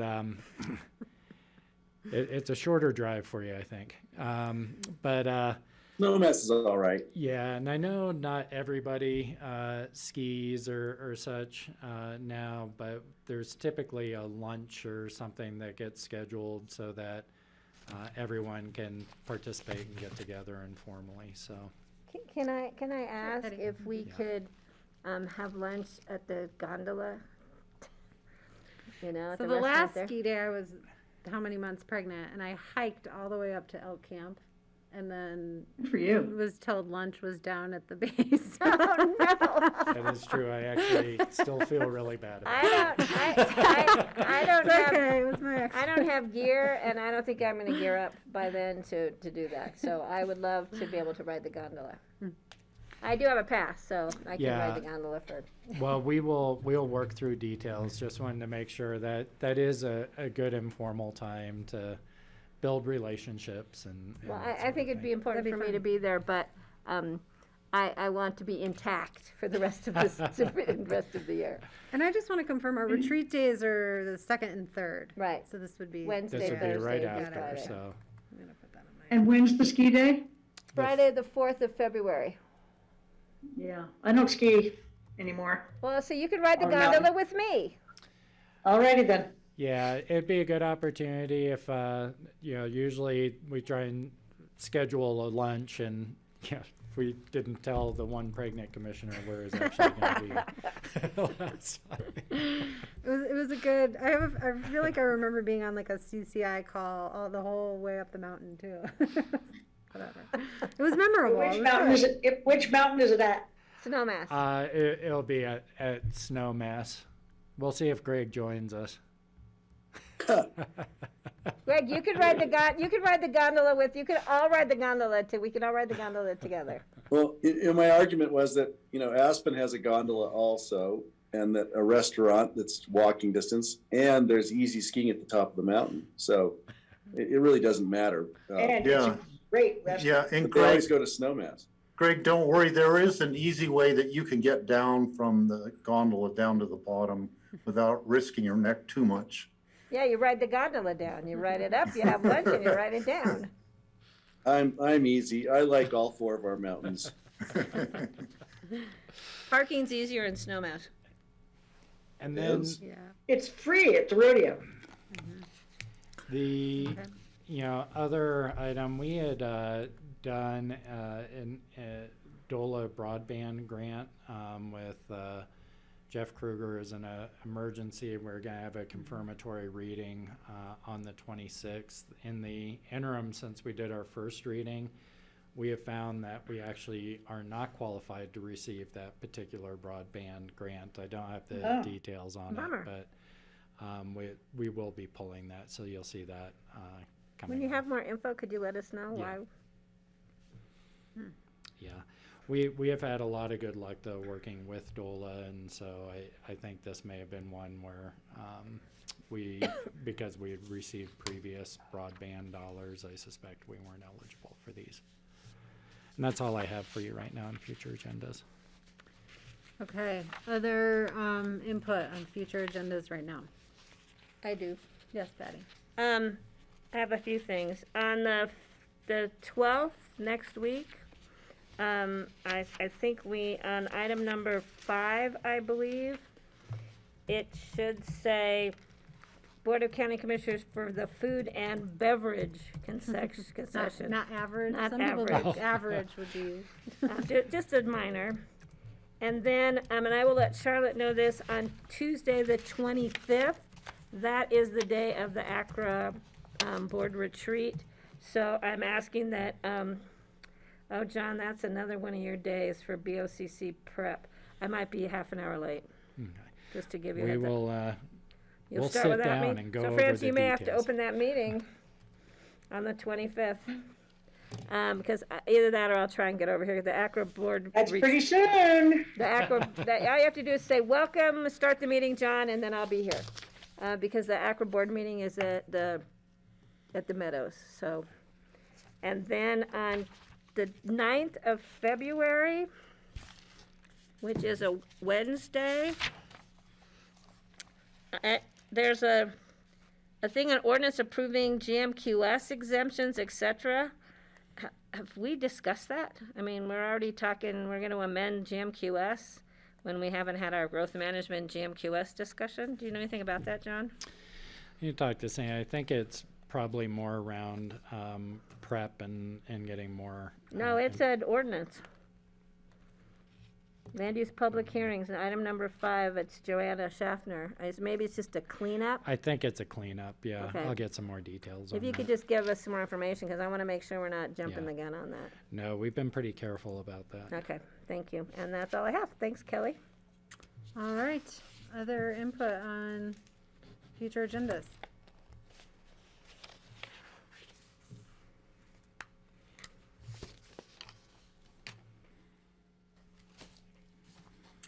Okay, not seeing any.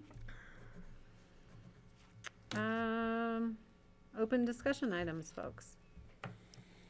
Yeah, I've got a couple for the board. First, Charlotte had shared a recorded interview of Kristen Neff for the Healthy Rivers and Streams Board.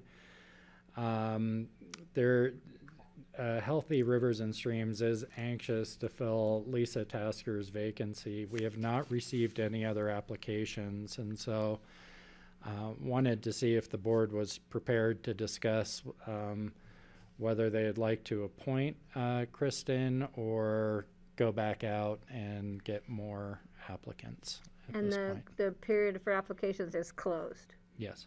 Yeah, I'm comfortable moving her forward. She had a great interview the first time around, and she's in an appropriate district. Steve, you just hit me. I did it the wrong way. She has a really good resume. She's very knowledgeable about water issues. I just wanted to make sure, confirm that Charlotte has talked to her and that she would like to do it at this point. Yeah, that's our understanding, is that she is still interested in doing it. And so we will, of course, have that outreach again before bringing a resolution forward, but wanted to get direction from the board first. Yeah, so I would be 100% in support. And she lives in Eagle County, part of the Roaring Fork Valley, so she fits the perfect slot for a Roaring Fork Valley representative. All right, I feel good about that as well. Other, Francie and Greg are good, and we'll see that come forward in a resolution appointing her. Okay, thank you, John. And then I just had one other item I wanted to share with you, just talk a little bit about COVID, since that has definitely been capturing everyone's attention. And specifically, what the board may hear about is data was loaded and our incidence rate went up significantly. And part of that was a little bit of a data dump, if you will, that occurred following a decision. So we're up close to 3,000 on December 30th. It is trending back down. Part of what's driving this right now is both the volume and response that we're getting. We're not getting as much responsiveness, particularly around where people actually live, who are residents, non-residents, and because our denominator is so small, we're a relatively small population, that can change our incidence rate very quickly. And so we have basically made an estimate that 80% of the positive cases are residents, 20% are visitors based on past data. Part of what we learned was people were giving, sometimes when they were testing, local addresses where they were staying and were getting counted as residents.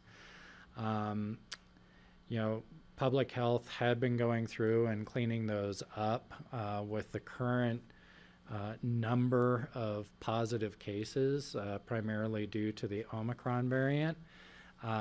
Those numbers have just gotten out ahead of us, and we haven't been able to do that cleanup work. So we still have a very high incidence rate. This brings our local numbers closer to what the CDC is reporting. Other resort communities are seeing similar types of increases. This is not all bad news on this chart. Despite the high incidence rates, you'll see that our COVID hospitalizations remain at 0 residents anywhere in Colorado for the past 2 weeks. We have one case that's currently under investigation, so this may change to 1 over the past 2 weeks. But our hospitalizations remain very low. Part of that is due, we think, that frankly, to the fact that Omicron is making up, we're estimating about 90% of the infections in Pickens County, and following what we've seen in other countries, the incidence of serious illness with Omicron has been lower than with some of our other variants like Delta and even the original. In fact, where we are seeing 1 to 2% of folks being hospitalized with other variants right now, it's about 0.22% hospitalization with Omicron. And that's probably due to a combination of high vaccination rates, because that does continue to provide protection against serious illness, and also just a variant that seems less likely to cause serious illness. That does not mean individuals will not become seriously ill from Omicron. It's just that we're seeing lower incidence. The other thing, Greg had been asking a question about, are we, really comparing apples to apples in an email, and Greg, I have an addition to that response, and one of the things that our epidemiology team has been looking at is that despite some of our community's concerns about access to testing and such, our access to testing is much greater than still most communities per capita nationally, and so we do think that we're having higher testing and reporting rates. Our test positivity is high, so we still have a high level of community spread. Our incidence is very high. But I just wanted to explain to the board, part of the reason you're seeing this huge, almost doubling overnight, is due to catching up on data right now. And we still are not seeing hospitalizations, as 90% are really the result of Omicron. I have a question. Patty? How have we, or can we take into consideration the number of people who test at home and don't report their positive cases? Yeah, that came up in our conversation today too, Patty, and we don't have a good way, frankly, of capturing that. We think actually our test positivity rate may be a little bit higher right now because of that, because folks are doing the at-home test and then doubling up with the PCR test. So you have more positive folks who are coming in to get tested who may have otherwise been asymptomatic. Or they're just doing the at-home and not reporting it at all. Or not reporting. And so we have a challenge. I think this is a national challenge with the antigen tests, that we may have some positives underreported. And we have a community that I think is very cautious, and it's more likely that a positive antigen will also go into a positive PCR. So another thought, in on a positive note, we got to have some positive notes here, is that we're talking about herd immunity, and right now with our numbers, at the end of the day, we're going to, I think, have a population that has built up some antibodies to 1 or 2 or 3 of the different forms of COVID. And so if we can just get people through that initial 24, 48 hours in most cases of flu-like, head cold-like symptoms, keeping them home, keeping them well so they don't have other complications, I think at the end of this, we'll find that we have, like, again, I said, some antibody buildup in our community, which I think is going to be critical. Yeah.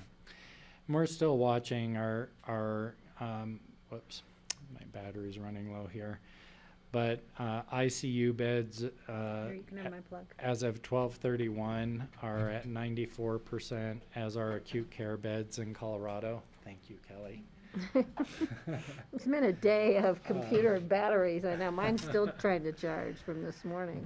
Yeah, and so we're still watching that closely as far as transfer capacity goes, and we're watching. Okay, thanks, So, John. anyway, just in case you saw that, wanted to make sure the board had some context for it. And that's all I have. New for York open Times discussion. loved it. We're on the first page of the New York Times every day. It's just great. You know what? We've achieved it. We are #1. John, Chris, regarding the testing, the changes to testing that are coming, I actually took a test this morning at the airport and it went incredibly smoothly.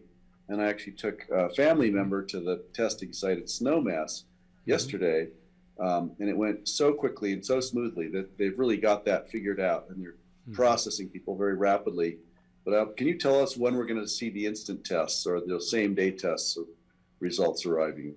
Yeah, so Greg, actually, they were doing antigen tests because of the volume and the 15-minute wait time with those. They've moved away from doing the antigen tests so they can move people through. However, the good news is we do have a microgen lab that is in the process of opening in Carbondale, which should reduce our turnaround times to about 24 hours. Great, and that's coming in the next couple weeks, I guess. Yeah, Few weeks. actually, yep. Is that going to serve all of the West Mountain? It's going to serve primarily our valley. They will be able to process about 1,000 tests a day at that lab. Yeah, I mean, I have to, Good you know, news. Aviation, Valley View, both were able to do same day tests for my kids. So I applaud them in that. There is limited test supplies for the same day test, so it's a limited population they're able to serve with those. Okay, other open discussion items? I have one more question for John, though. Sorry. I received an email from, or I don't know if we all did, from a woman who went to the state site to get home testing, rapid test, and either never got responded to, or I did that, and they responded to and gave me a code, and then I submitted it, and they didn't tell me when they'd be shipped, but I'm sure there's a backlog. But so that still is an opportunity for people. You just have to be patient. That still is an opportunity. There are some supply chain issues with the antigen tests. You know, nationally, they just got eaten Yeah, up. and so, it's just a matter of being patient. The state did get back to me, and I did follow up, and it's in process. So. And I'm waiting on mine for follow-up, too. I think it's just backlogged right now. Something you can always share with your neighbors. Okay, I still encourage everyone, please take precautions, manage your risk, recognize there's still children under 5 who are not vaccinated. They are being hospitalized at greater numbers for this strain. So they're, you know, as a mom to 2 young kids who one is within a month of vaccinating, I would appreciate all of your care and concern for those vulnerable populations. My 2-year-old granddaughter had it, and for about 3 days, she had a fever at night, and then she was like, fine, thank God. Good. Okay, other open discussion. I would like our board to invite Rep. Perry Will to come meet with us. Since he is the current representative of what will be our new district. And I just think it would be great to sort of build some rapport there. I don't know if he has plans to run again for re-election, but we have a more closely intertwined relationship than we have in the past. based on our new district boundaries. And I can reach I'm out sure to we have a lot to Perry. talk about. I would be more than happy to reach out to Perry, as long as he doesn't make me promise to make him a cherry pie just yet. I'll make him a cherry pie. Oh, he loves my cherry pie. Okay, okay. I don't want you spoiling him. Got it. All right, Steve. When do the new districts go into effect, or are they already in effect? For That's one this thing I next never heard. election. So fall of this year. Okay, so at this point, we still have the same, Yeah, we're Julie is still in the our same rep. district.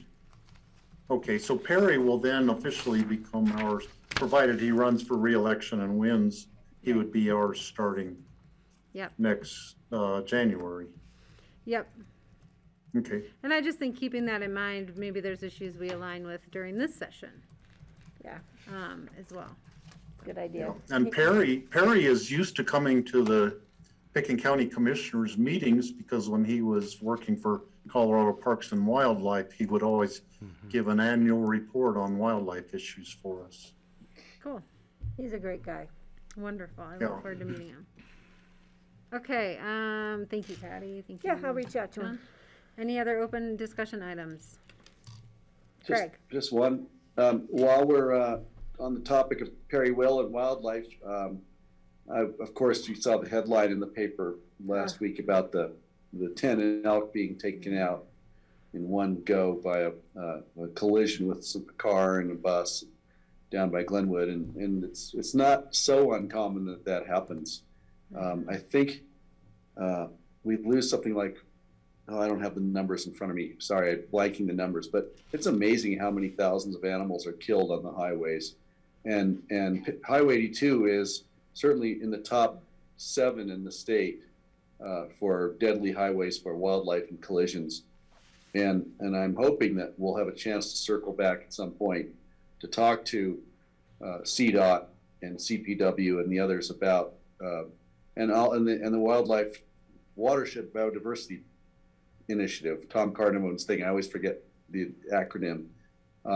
Just about what can we do to help prevent these collisions? And it may not actually need a huge overpass. It could be something as simple as signage that detects the presence of wildlife to alert the drivers.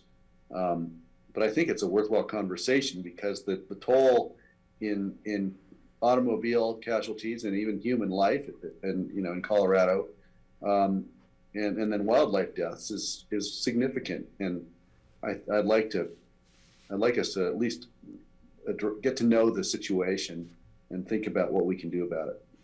Well, Greg, a heads up, I've been in contact with Tom Cardamone. He's asked for a BOCC work session agenda time within the next 30 days or so.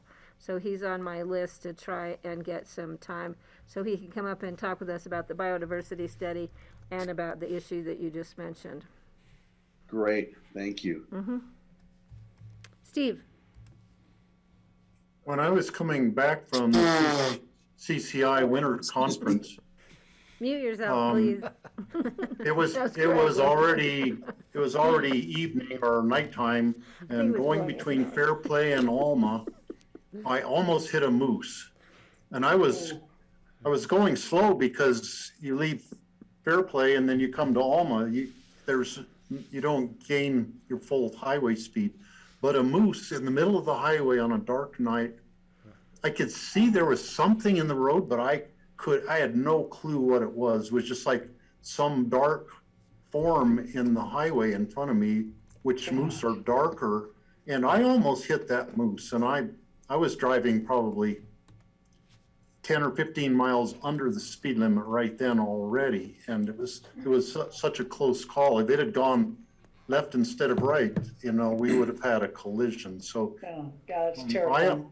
I always used to make a habit at nighttime, always driving 5 miles an hour under the speed limit automatically, because it was nighttime and wildlife can come. Before there were any wildlife fences, there were deer all over the highway along Highway 82, and you never knew when one was going to come out in front of you. You had to go slower. Now people just are going 5 miles an hour over the speed limit day and night, and that just increases the likelihood that they're going to run in. If there is a deer or an elk out there, they're going to run into it. So people need to slow down and be a lot more observant along the sides of the roads. Francie. Same thing happened to me, Steve, on 82 between Algebel and Carbondale. There's a spot there that has really bad visibility and snow. And I was in my tiny little Mazda that I used to have. And I was driving along and I just had this feeling that something was there. So I started slowing down and it was just standing there, a big bull, just standing there looking at me. And he didn't even move at all. And I stopped probably within 10 feet of him. And it was lucky it was my Mazda. If it were my truck, I probably wouldn't have been able to stop. It was like so scary, just like standing right there. But that's the last time, and that was like 26 years ago or something.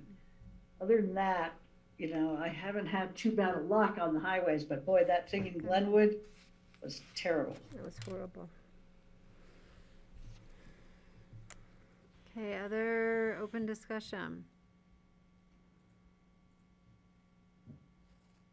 All right, I'm not seeing any. Let's see, is Kara ready to present on our final agenda item here?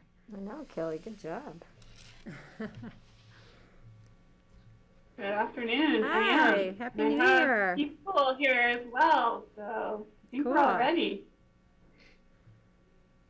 It's a little hard to transition from that last conversation to energy, but I'm gonna try.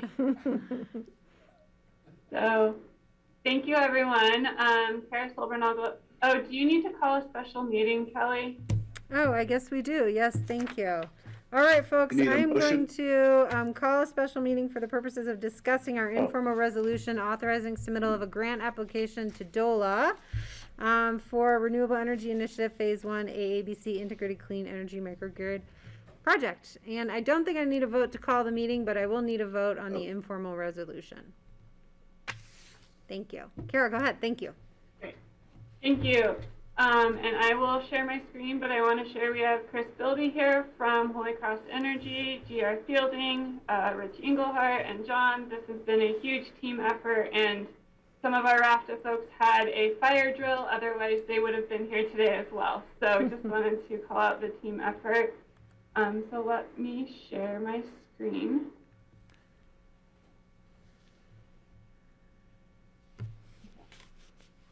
All right. So thank you all for having us and for the special meeting today. We wanted to do a quick overview of what this project actually is. We've been working on it for a few years now. There's a pause with COVID. And give an overview of what the project is and then what the grant application is that DOLA has encouraged us to apply for. And first and foremost, I would be remiss if I did not call out Zach Hendricks and the work he carried through on this during COVID. And he handed it back, and it's been a great place because of a lot of the work he did. So I just wanted to share kudos to him. Mm-hmm. So a quick overview of the project.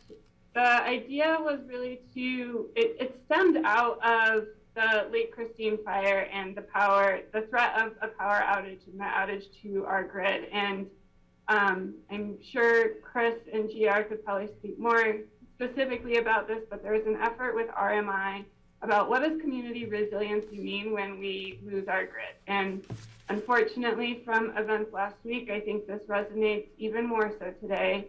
But that really sparked this conversation of bringing Rafter, Holy Cross, Pitkin County, and the airport together of, you know, in the ABC, there is a density of some of our most essential public infrastructure. What does it mean to make it resilient? And if we're having the conversation about resiliency, we all collectively have very aggressive clean energy goals. So can we also make it net zero as well as resilient for best serving our community? So in 2019, we were awarded a planning grant from the Department of Local Affairs, and this was really to take the seed that was planted through those RMI conversations and see what would it look like? Can we have a feasibility analysis of building an integrated clean energy system across key public infrastructure to meet resiliency and clean energy goals. And again, this has been a huge team effort across all the partners for the past couple of years, and we've gotten to the point of we've done site assessments of all the existing energy. We've done evaluation of different conservation measures to be implemented. We've established an energy district in the ABC of what it would need to take those emerging technologies, and have done preliminary engineering. And so we have crafted a white paper that I believe was in your packet. It's very long, and I think we're going to post it up on the website too, that really has all this analysis. But the point is, we've gotten to a place where HB 21-1253 was signed into legislation, was approved by the legislature, last year, and it provides $5 million in funding for implementation of these same renew dollars. So this was an opportunity. It's a one-time funding piece. We still have some work on the administrative framework of how this whole district would come together, but we didn't want to miss the opportunity to get some funding to actually bring this to fruition.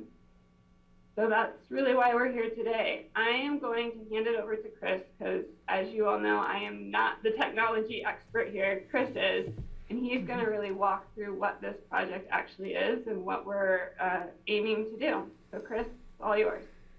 Thanks, Kara, and good afternoon, Commissioners.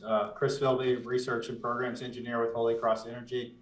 I've been working with Pickens County on this project since 2019, after Kara mentioned the efforts led by the Rocky Mountain Institute to get the Upper Roaring Fork Valley together in a room to talk about resiliency efforts. Through the feasibility study, which Zach and I worked on in Rafter also over the last couple of years, we ended up coming out with this idea of an integrated microgrid system.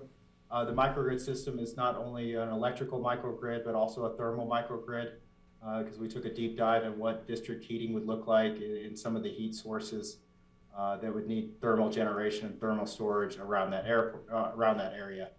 For instance, if the airport decided to build a thermal apron where the plane's parked, what kind of energy would that need and how to best serve that? And if you are going to serve that energy thermally, what other buildings would also be acute to come along for that? So the electrical side doesn't look too much different than the picture in the bottom right-hand corner. We have this transmission line coming up a single corridor up the Roaring Fork Valley. We mostly see it as we drive up and down the valley every day. It comes into a central location. This is the microgrid controller. That's Holy Cross. We have a power generation over in the corner. That's our new 5 megawatt PV farm that was commissioned a couple months ago. And then we have the storage that we're looking at in the next phase of this project, and then the loads and the distribution. Kara, next slide. So when we talk about microgrids, we often talk about them in two ways. There's black sky benefits and blue sky benefits. This slide represents what the black sky benefit is. So when a microgrid is detached from the electrical circuit, whether it's done that by choice or done that in a need for resilience because there is a power outage, those are called the black sky benefits. What we've looked at is combining all these facilities either with distributed storage at each one of the facilities that works like a backup generator, similar to the diesel generators that are on site now, and then also with the centralized battery that would help bring on that Pickens solar array into the microgrid as one of the main generators.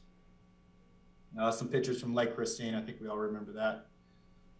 The next talk about this is blue sky benefits. So microgrids are mostly connected to the grid 99.9% of the time. So what we're trying to do is figure out what the value is of having a microgrid, having flexible buildings, have flexible resources on the system, and then what can we do with them for the days that we really don't need them, that we don't have power outages, that we don't have big snowstorms, that we're not consuming a whole lot of load. So this just kind of goes over some of the benefits that come from them. But one of the biggest ones is lowering the use of peaker plants. So when we start using energy collectively, accumulative together in aggregate, once we get over a certain amount of demand, we don't have enough generation for that. So our big brother turns on some peaker plants and starts burning fossil fuels just to make up for that difference because it's the cheapest source of energy. So by integrating battery storage and microgrids and flexible loads, we'll reduce our need for these peaker plants. Battery storage also offers or allows for more renewable energy to be allowed on a grid. So as our feeders start to fill up, especially with adding large projects like the 5 megawatt Pick and Solar and the 5 megawatt, or actually 9.5 megawatt CMC project coming on this summer, we will need to use battery storage to actually allow for more renewables to take that energy from the middle of the day when the sun is shining and move it into the evening hours when the sun has gone down and we need a lot of energy.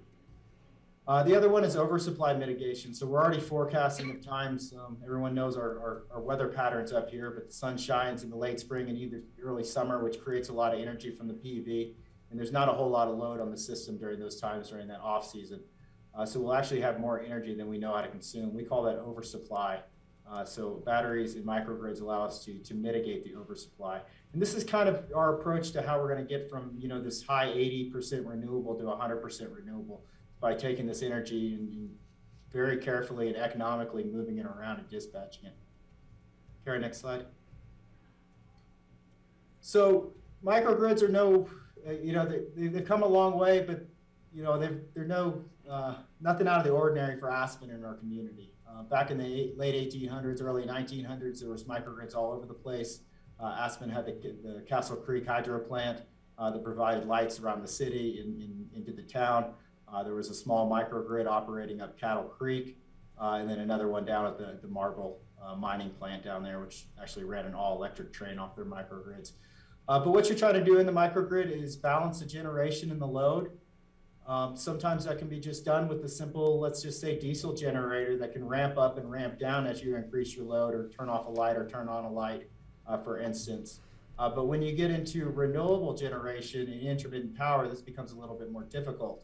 And that's why you need the battery storage.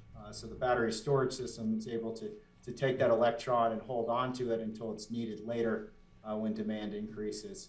So, the three components here are generation, load, and then storage. Part of the load is what's known as load management software. So that basically tells the system how much power I need. How much power do I need from the batteries? How much power do I need from the PV? Next slide. This is an interesting slide. So this is an aggregation of all the facilities shown in the microgrid. As you can see the Rafter busing charging coming on when they were installed in late 19. You also see a lot of the heating load. So this is the kind of the model that we use to design the microgrid. How much energy do we need a day? How much capacity are we going to need? And then we also took into account to look at future loads. So what does the airport in Vision 2040 come in to look like? What does more Rafter buses look like? If we decide to build a larger snowmelt system in the AABC, what effect will that have on the size of the integrated energy system? That way we're not designing for today, but we're designing for tomorrow. Next slide, Kara. And then, why is this needed? Again, we've talked about this from the RMI. We went up onto a map and circled 2 locations that we felt that resilience needed to be built. One was in Snowmass Village. The other one was in the AABC. We've worked a lot with town of Snowmass on looking at their microgrid and got some cost estimates on that. But through the feasibility study and the work with Pickens County, I think we have a much better approach to understand the vision of what this is going to look like and what the impacts of some of the electrification coming to the surrounding areas, including electric vehicle charging at the airport. I know we're looking at maybe moving some of the ground operations equipment also into electric. So this kind of brings that whole systems approach into it. Carol, I'll hand that back over to you and answer any questions at the end.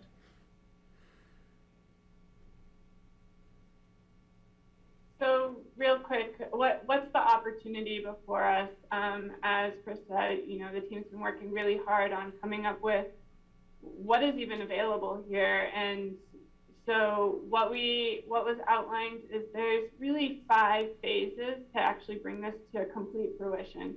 The last 2 really depend on bringing the airport online and doing some additional conservation measures, but the opportunity that can actually start something today is the microgrid system. And so what we are requesting, due to the high cost to bring in all the batteries necessary, so what came out of the feasibility study is we need about 6 megawatts of battery storage to maintain for the energy load and the storage opportunities for resiliency, as well as then the generation coming through the new renewable at the 5 megawatt solar facility and any additional ones. But really, other than peak demand, the 6 megawatt will bring us to meet a lot of those needs.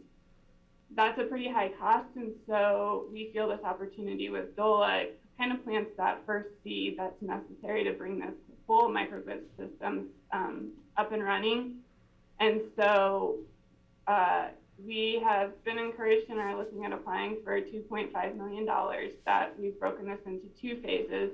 The first phase that we're requesting will basically do all the design and engineering for the whole 6 megawatt system and additional solar.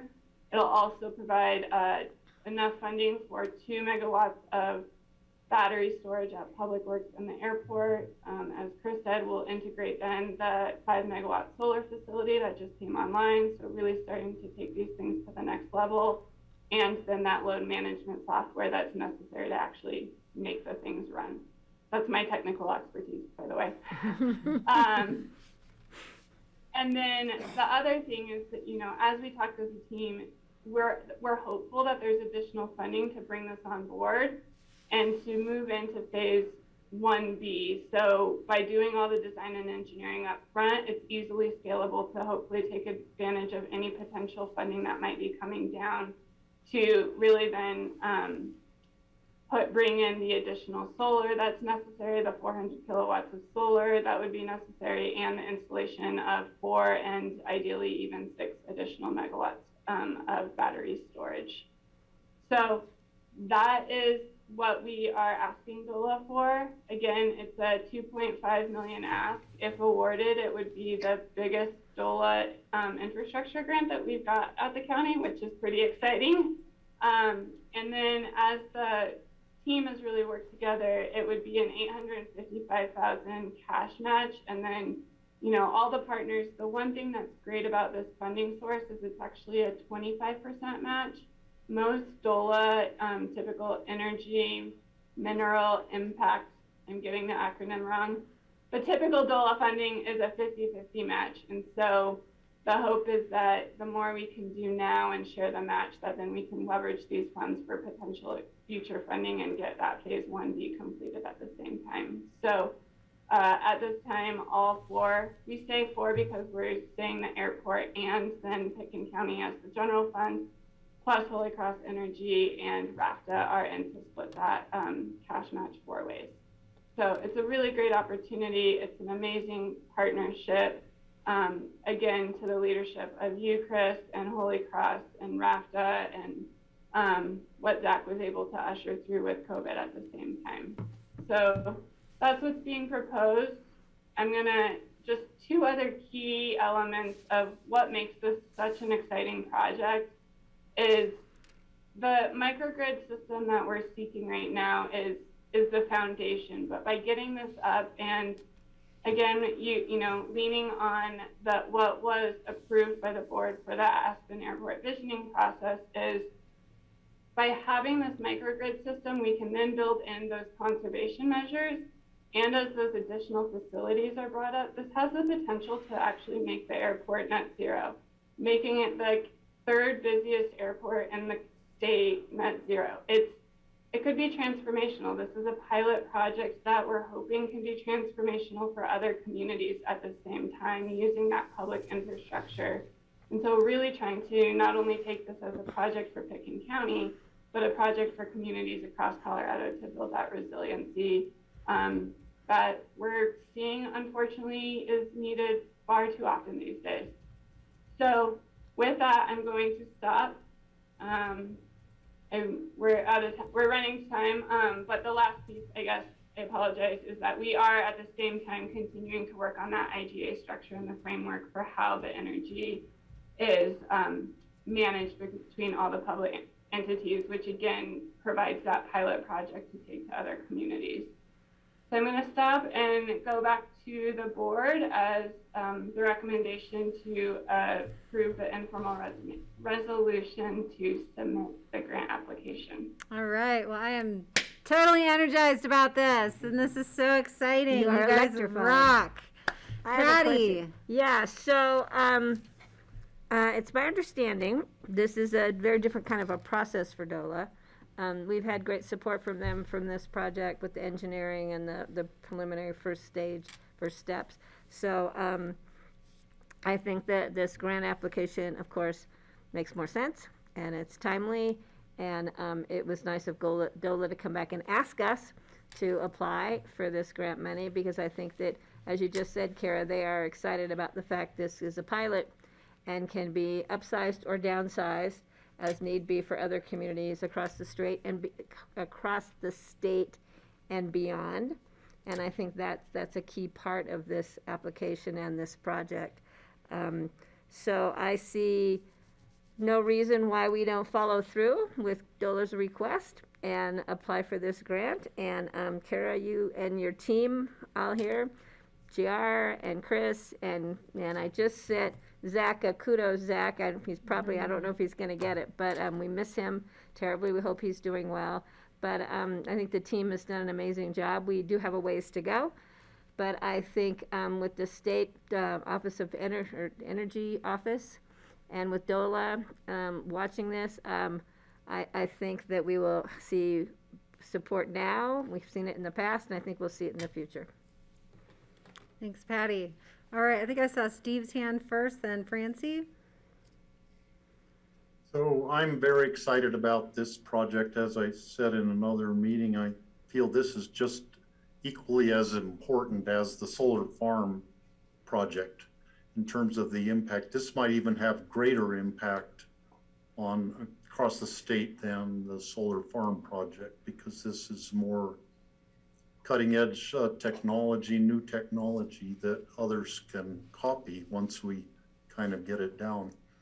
So a couple of technical questions. I saw on an early slide, it showed the wastewater treatment plant as one of the public facilities.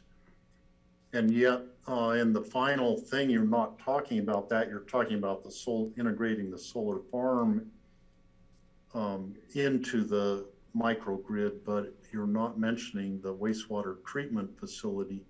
And it seems to me there could be possibilities to get heat from the wastewater plant. Might be one possibility that could be used for the other facilities. So that would be my first question: is that going to be integrated, at least initially, into this microgrid study? Steve, I can take that question. Nice to see you again. Yeah, we included them in our full research of what it takes to build a district heating system. They weren't included actually in the energy box, as opposed, even though they are a very good load, a big load, they are. From what I've learned, a lot of it has to do with how much wastewater is going through there. I think if we did design and build a district heating system, where we had a snowmelt system at the airport, snowmelt system integrated under the underpass, which is already there, picked up a couple buildings on the way to the wastewater treatment plant, I think it could be beneficial. Like, they have heat they're trying to get rid of that they can't dump into the river, and we want to take that heat and take it across the street, right? And create some comfort or melt some snow for some safety from that. So we're definitely going to explore that a little bit more. They also do have a nice sized generator that could be included in the microgrid, and they are by the HCE campus. They just weren't part of the energy box, but I think they could be a crucial part of the district heating system. Okay, thanks. Second question would be, the battery storage could be very useful just for Holy Cross Energy for days when there's not a lot of the sun's not shining. The batteries still would have capacity to be charged, and Holy Cross could be charging those batteries up during the day from whatever source, and then discharging them in the evening, whether the electricity comes from whatever source. It could come from elsewhere, not necessarily from our solar output. But is that anticipated by Holy Cross that they'll be used for kind of helping carry some of the base load in the evening demand? Yeah, so we launched what do we call our Power Plus program earlier this year in February that provided batteries at residentials or residents' homes as backup. It also helps us manage our power supply cost as a kind of a win-win situation for everyone. We would expect to do the same thing with this battery. We'd expect to signal it actually probably under the same circumstances when it was grid connected to predict when we're long on wind coming out of the eastern plains. We're long on solar generated at Picken Solar, and be able to move that energy over time. And that's what's so great about a battery. It's really good at moving energy over time, as opposed to the transmission lines that are really good at moving energy over distance. So right now, and when we get to the 100% renewable, that energy over time is just going to be as important as the energy over distance. Okay, thanks. Thank you, Steve. Francie. I think I have a couple of questions. Would this new system require personnel to man the software that's going to be going on? I mean, it sounds like it's going to be a fairly complex system that might need some human input. Yeah, so Holy Cross would manage the system. We would manage the connection and disconnection from the grid. We would manage the orchestration of the battery during the blue sky benefits. We would probably have on-site personnel, probably myself, that would manage the battery during black sky events that we knew were going to be longer. So it's part of the plan. It's why we included the HC Aspen facility up there as a backup home that we go to in case something happens in Glenwood and we need to move our whole facilities to another location. We luckily have a couple options in the valleys that we serve, but one of them is the Aspen facility at the AADC. So that would become, Holy Cross's communication headquarters inside the microgrid that we could talk to assets outside the microgrid or maybe in the Vail area or who knows how far we need to communicate. Awesome, thank you. And then I have a question about the battery life of these batteries. Are they fairly, do they just regenerate themselves all the time, or just there come a time where the materials in them are pretty much used up? It's the same battery technology that's in your cell phone. So there's degradation curves. I equate it to your cell phone because it's the thing that we touch every day that we understand. When you first got your cell phone, you charge it like once a week, right? And then by the time your iPhone 4 was 6 months, a year old, you're like, oh, I got to charge this thing every night. I'm using it so much. So a lot of it just depends on how much you use the battery and how old it is. And those degradations are taken into account and they're calculated and we know how much they're going to be 10, 15 years out. The warranties on these batteries can be 15 years. Some manufacturers will even offer a 25-year battery. So I think end of life for this project is going to be really important to understand what we do with these batteries. But even like your old cell phone that you might need to charge every night, it does have some usefulness, right? It might not last all day, but it might last 2 hours, and sometimes 2 hours is all we need. So can these batteries then be sort of revitalized, or are they done when they get to a point of degradation where they're just not producing very much? Yeah, with lithium ion, they will need to be recycled at some point. I see. Yep. So okay. And then, so when you go into the use of the batteries, will the distribution be categorized by users? So now we're talking about what happens when a black sky event comes through and who gets access to the we'll call it the swimming pool of electrons left in the battery. That is something that needs to be determined. I see. My idea is that, especially with the load management software at the facilities, Holy Cross will probably know pretty quick how long the outage is going to be. We know if it's going to be, 4 hours or 4 days. And at that time, we probably need to enact some protocols that says, we're dropping these loads, but we want to support the charging of the buses. We want to support the Picken County Public Works. And we want to make sure airplanes can exit the airport and maybe even get FEMA or Red Cross up and running at the Brush Creek Park and Ride. I think that would be dictated by the county manager. So it'll still be like financially distributed by the consumption of electricity used, not necessarily because it's coming from the batteries instead of the grid. Correct. Yeah, there's some stuff to work out right there, but metering would still work the same if it was coming from the transmission system or from a centralized battery or the PV farm. Okay, great. Thank you, Chris. John, you want to weigh in? Yeah, and Francie, these are exactly the questions that were the next phase of our feasibility project. We're actually intending to wait to apply for the grant to work through these kind of model agreements. But as this opportunity came up, we have enough confidence in this partnership that we'll be able to work through those details and take advantage of this funding. So we will be bringing a lot of that back as the next phase of our study. All right, let's see, other, Patty. I want to tag, Francie, thanks for bringing up the issue of batteries. You know, we all remember how great we thought nuclear power was, and there was never a plan for what we were going to do with nuclear waste. So we have some significant issues around the world where that nuclear waste is. Granted, it has an extremely long half-life. But so that's always a concern to me.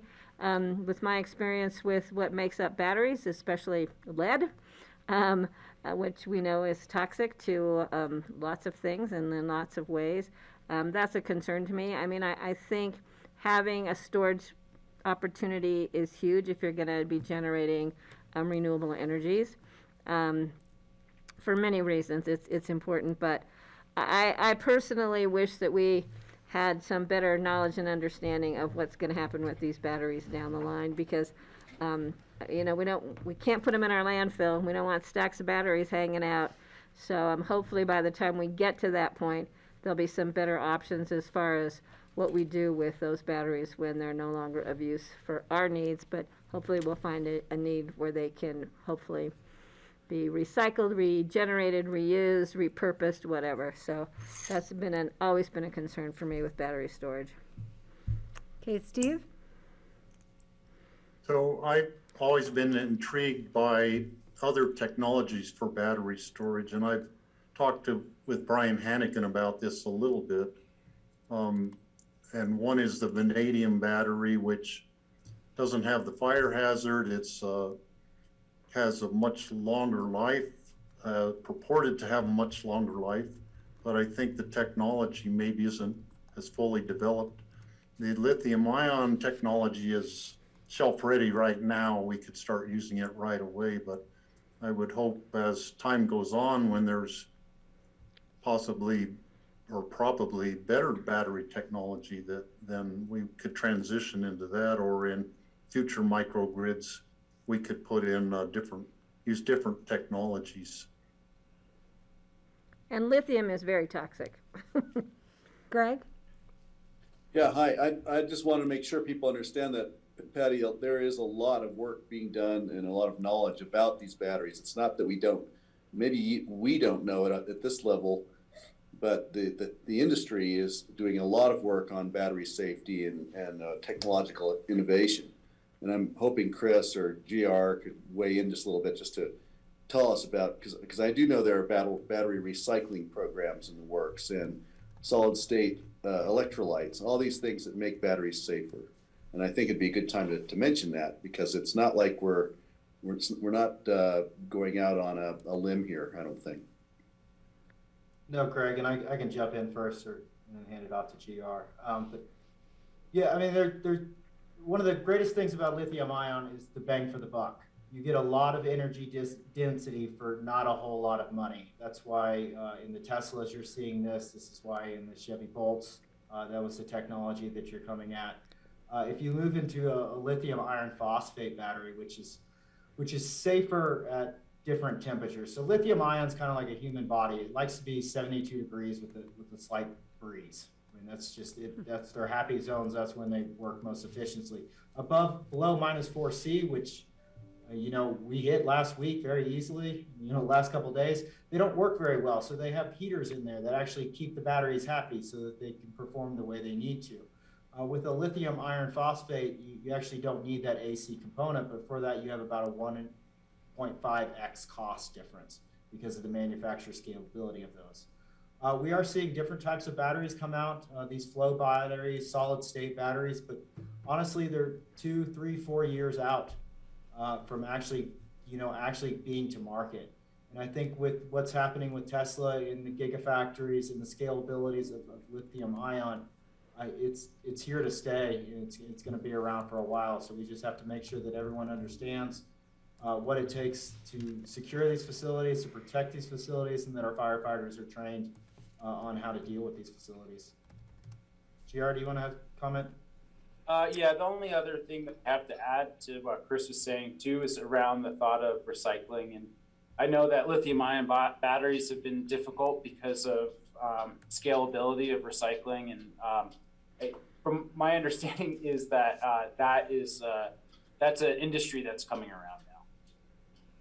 Well, I just hope that with the changes in technology, I know there's different forms of lithium, but very small amounts of lithium introduced into the human body, very small amounts are toxic.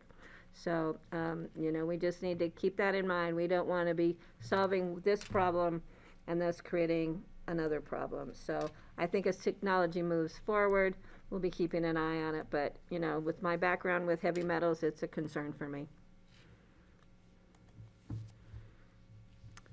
Okay, other questions on this? Greg, you've been quiet on your favorite topic? No? Okay.